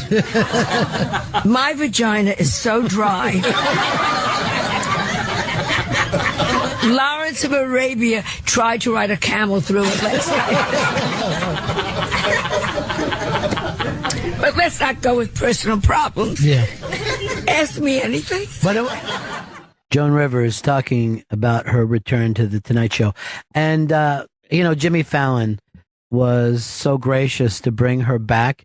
But go back and watch the time that she did the next time she came on the show. I remember Russell Crowe was on panel and she walked out. She does panel, Jimmy and Russell Crowe's there, and she just destroys.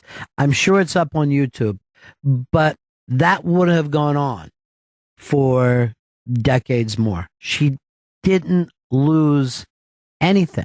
I want to thank all the people that were a part of this Joan Rivers A Life in Comedy. Amy Schumer, Jeff Ross, Susie Essman, Tom Papa, Bonnie McFarlane, Lisa Lampanelli, Tammy Pescatelli, Kathleen Madigan, Eliza Schlesinger, Judy Gold, Julie Klossner, and Andrew Dice Clay. It's an amazing group of people, but we could just keep doing this with more and more people all the time because that's the way people felt about Joan Rivers. And I'm going to state it one more time. She was one of the greatest that's ever been on stage, if not the greatest who's ever walked down on stage. And anytime that I had her on the show, she never let me call her a legend or an icon. She hated all those kind of names because she wanted to be current. She wanted to compete. She wanted to be part of today. And now I guess we can call her those names because she's not here to stop us. But this was the last time I talked to Joan Rivers, and I'm so grateful that I got to do this in front of an audience.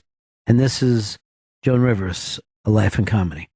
You're an amazingly funny person, and you're an amazingly terrific interviewer. You actually look like you're interested. I am. No, but I am, darling. You know what I'm saying. A lot of them talk to you, and then yeah.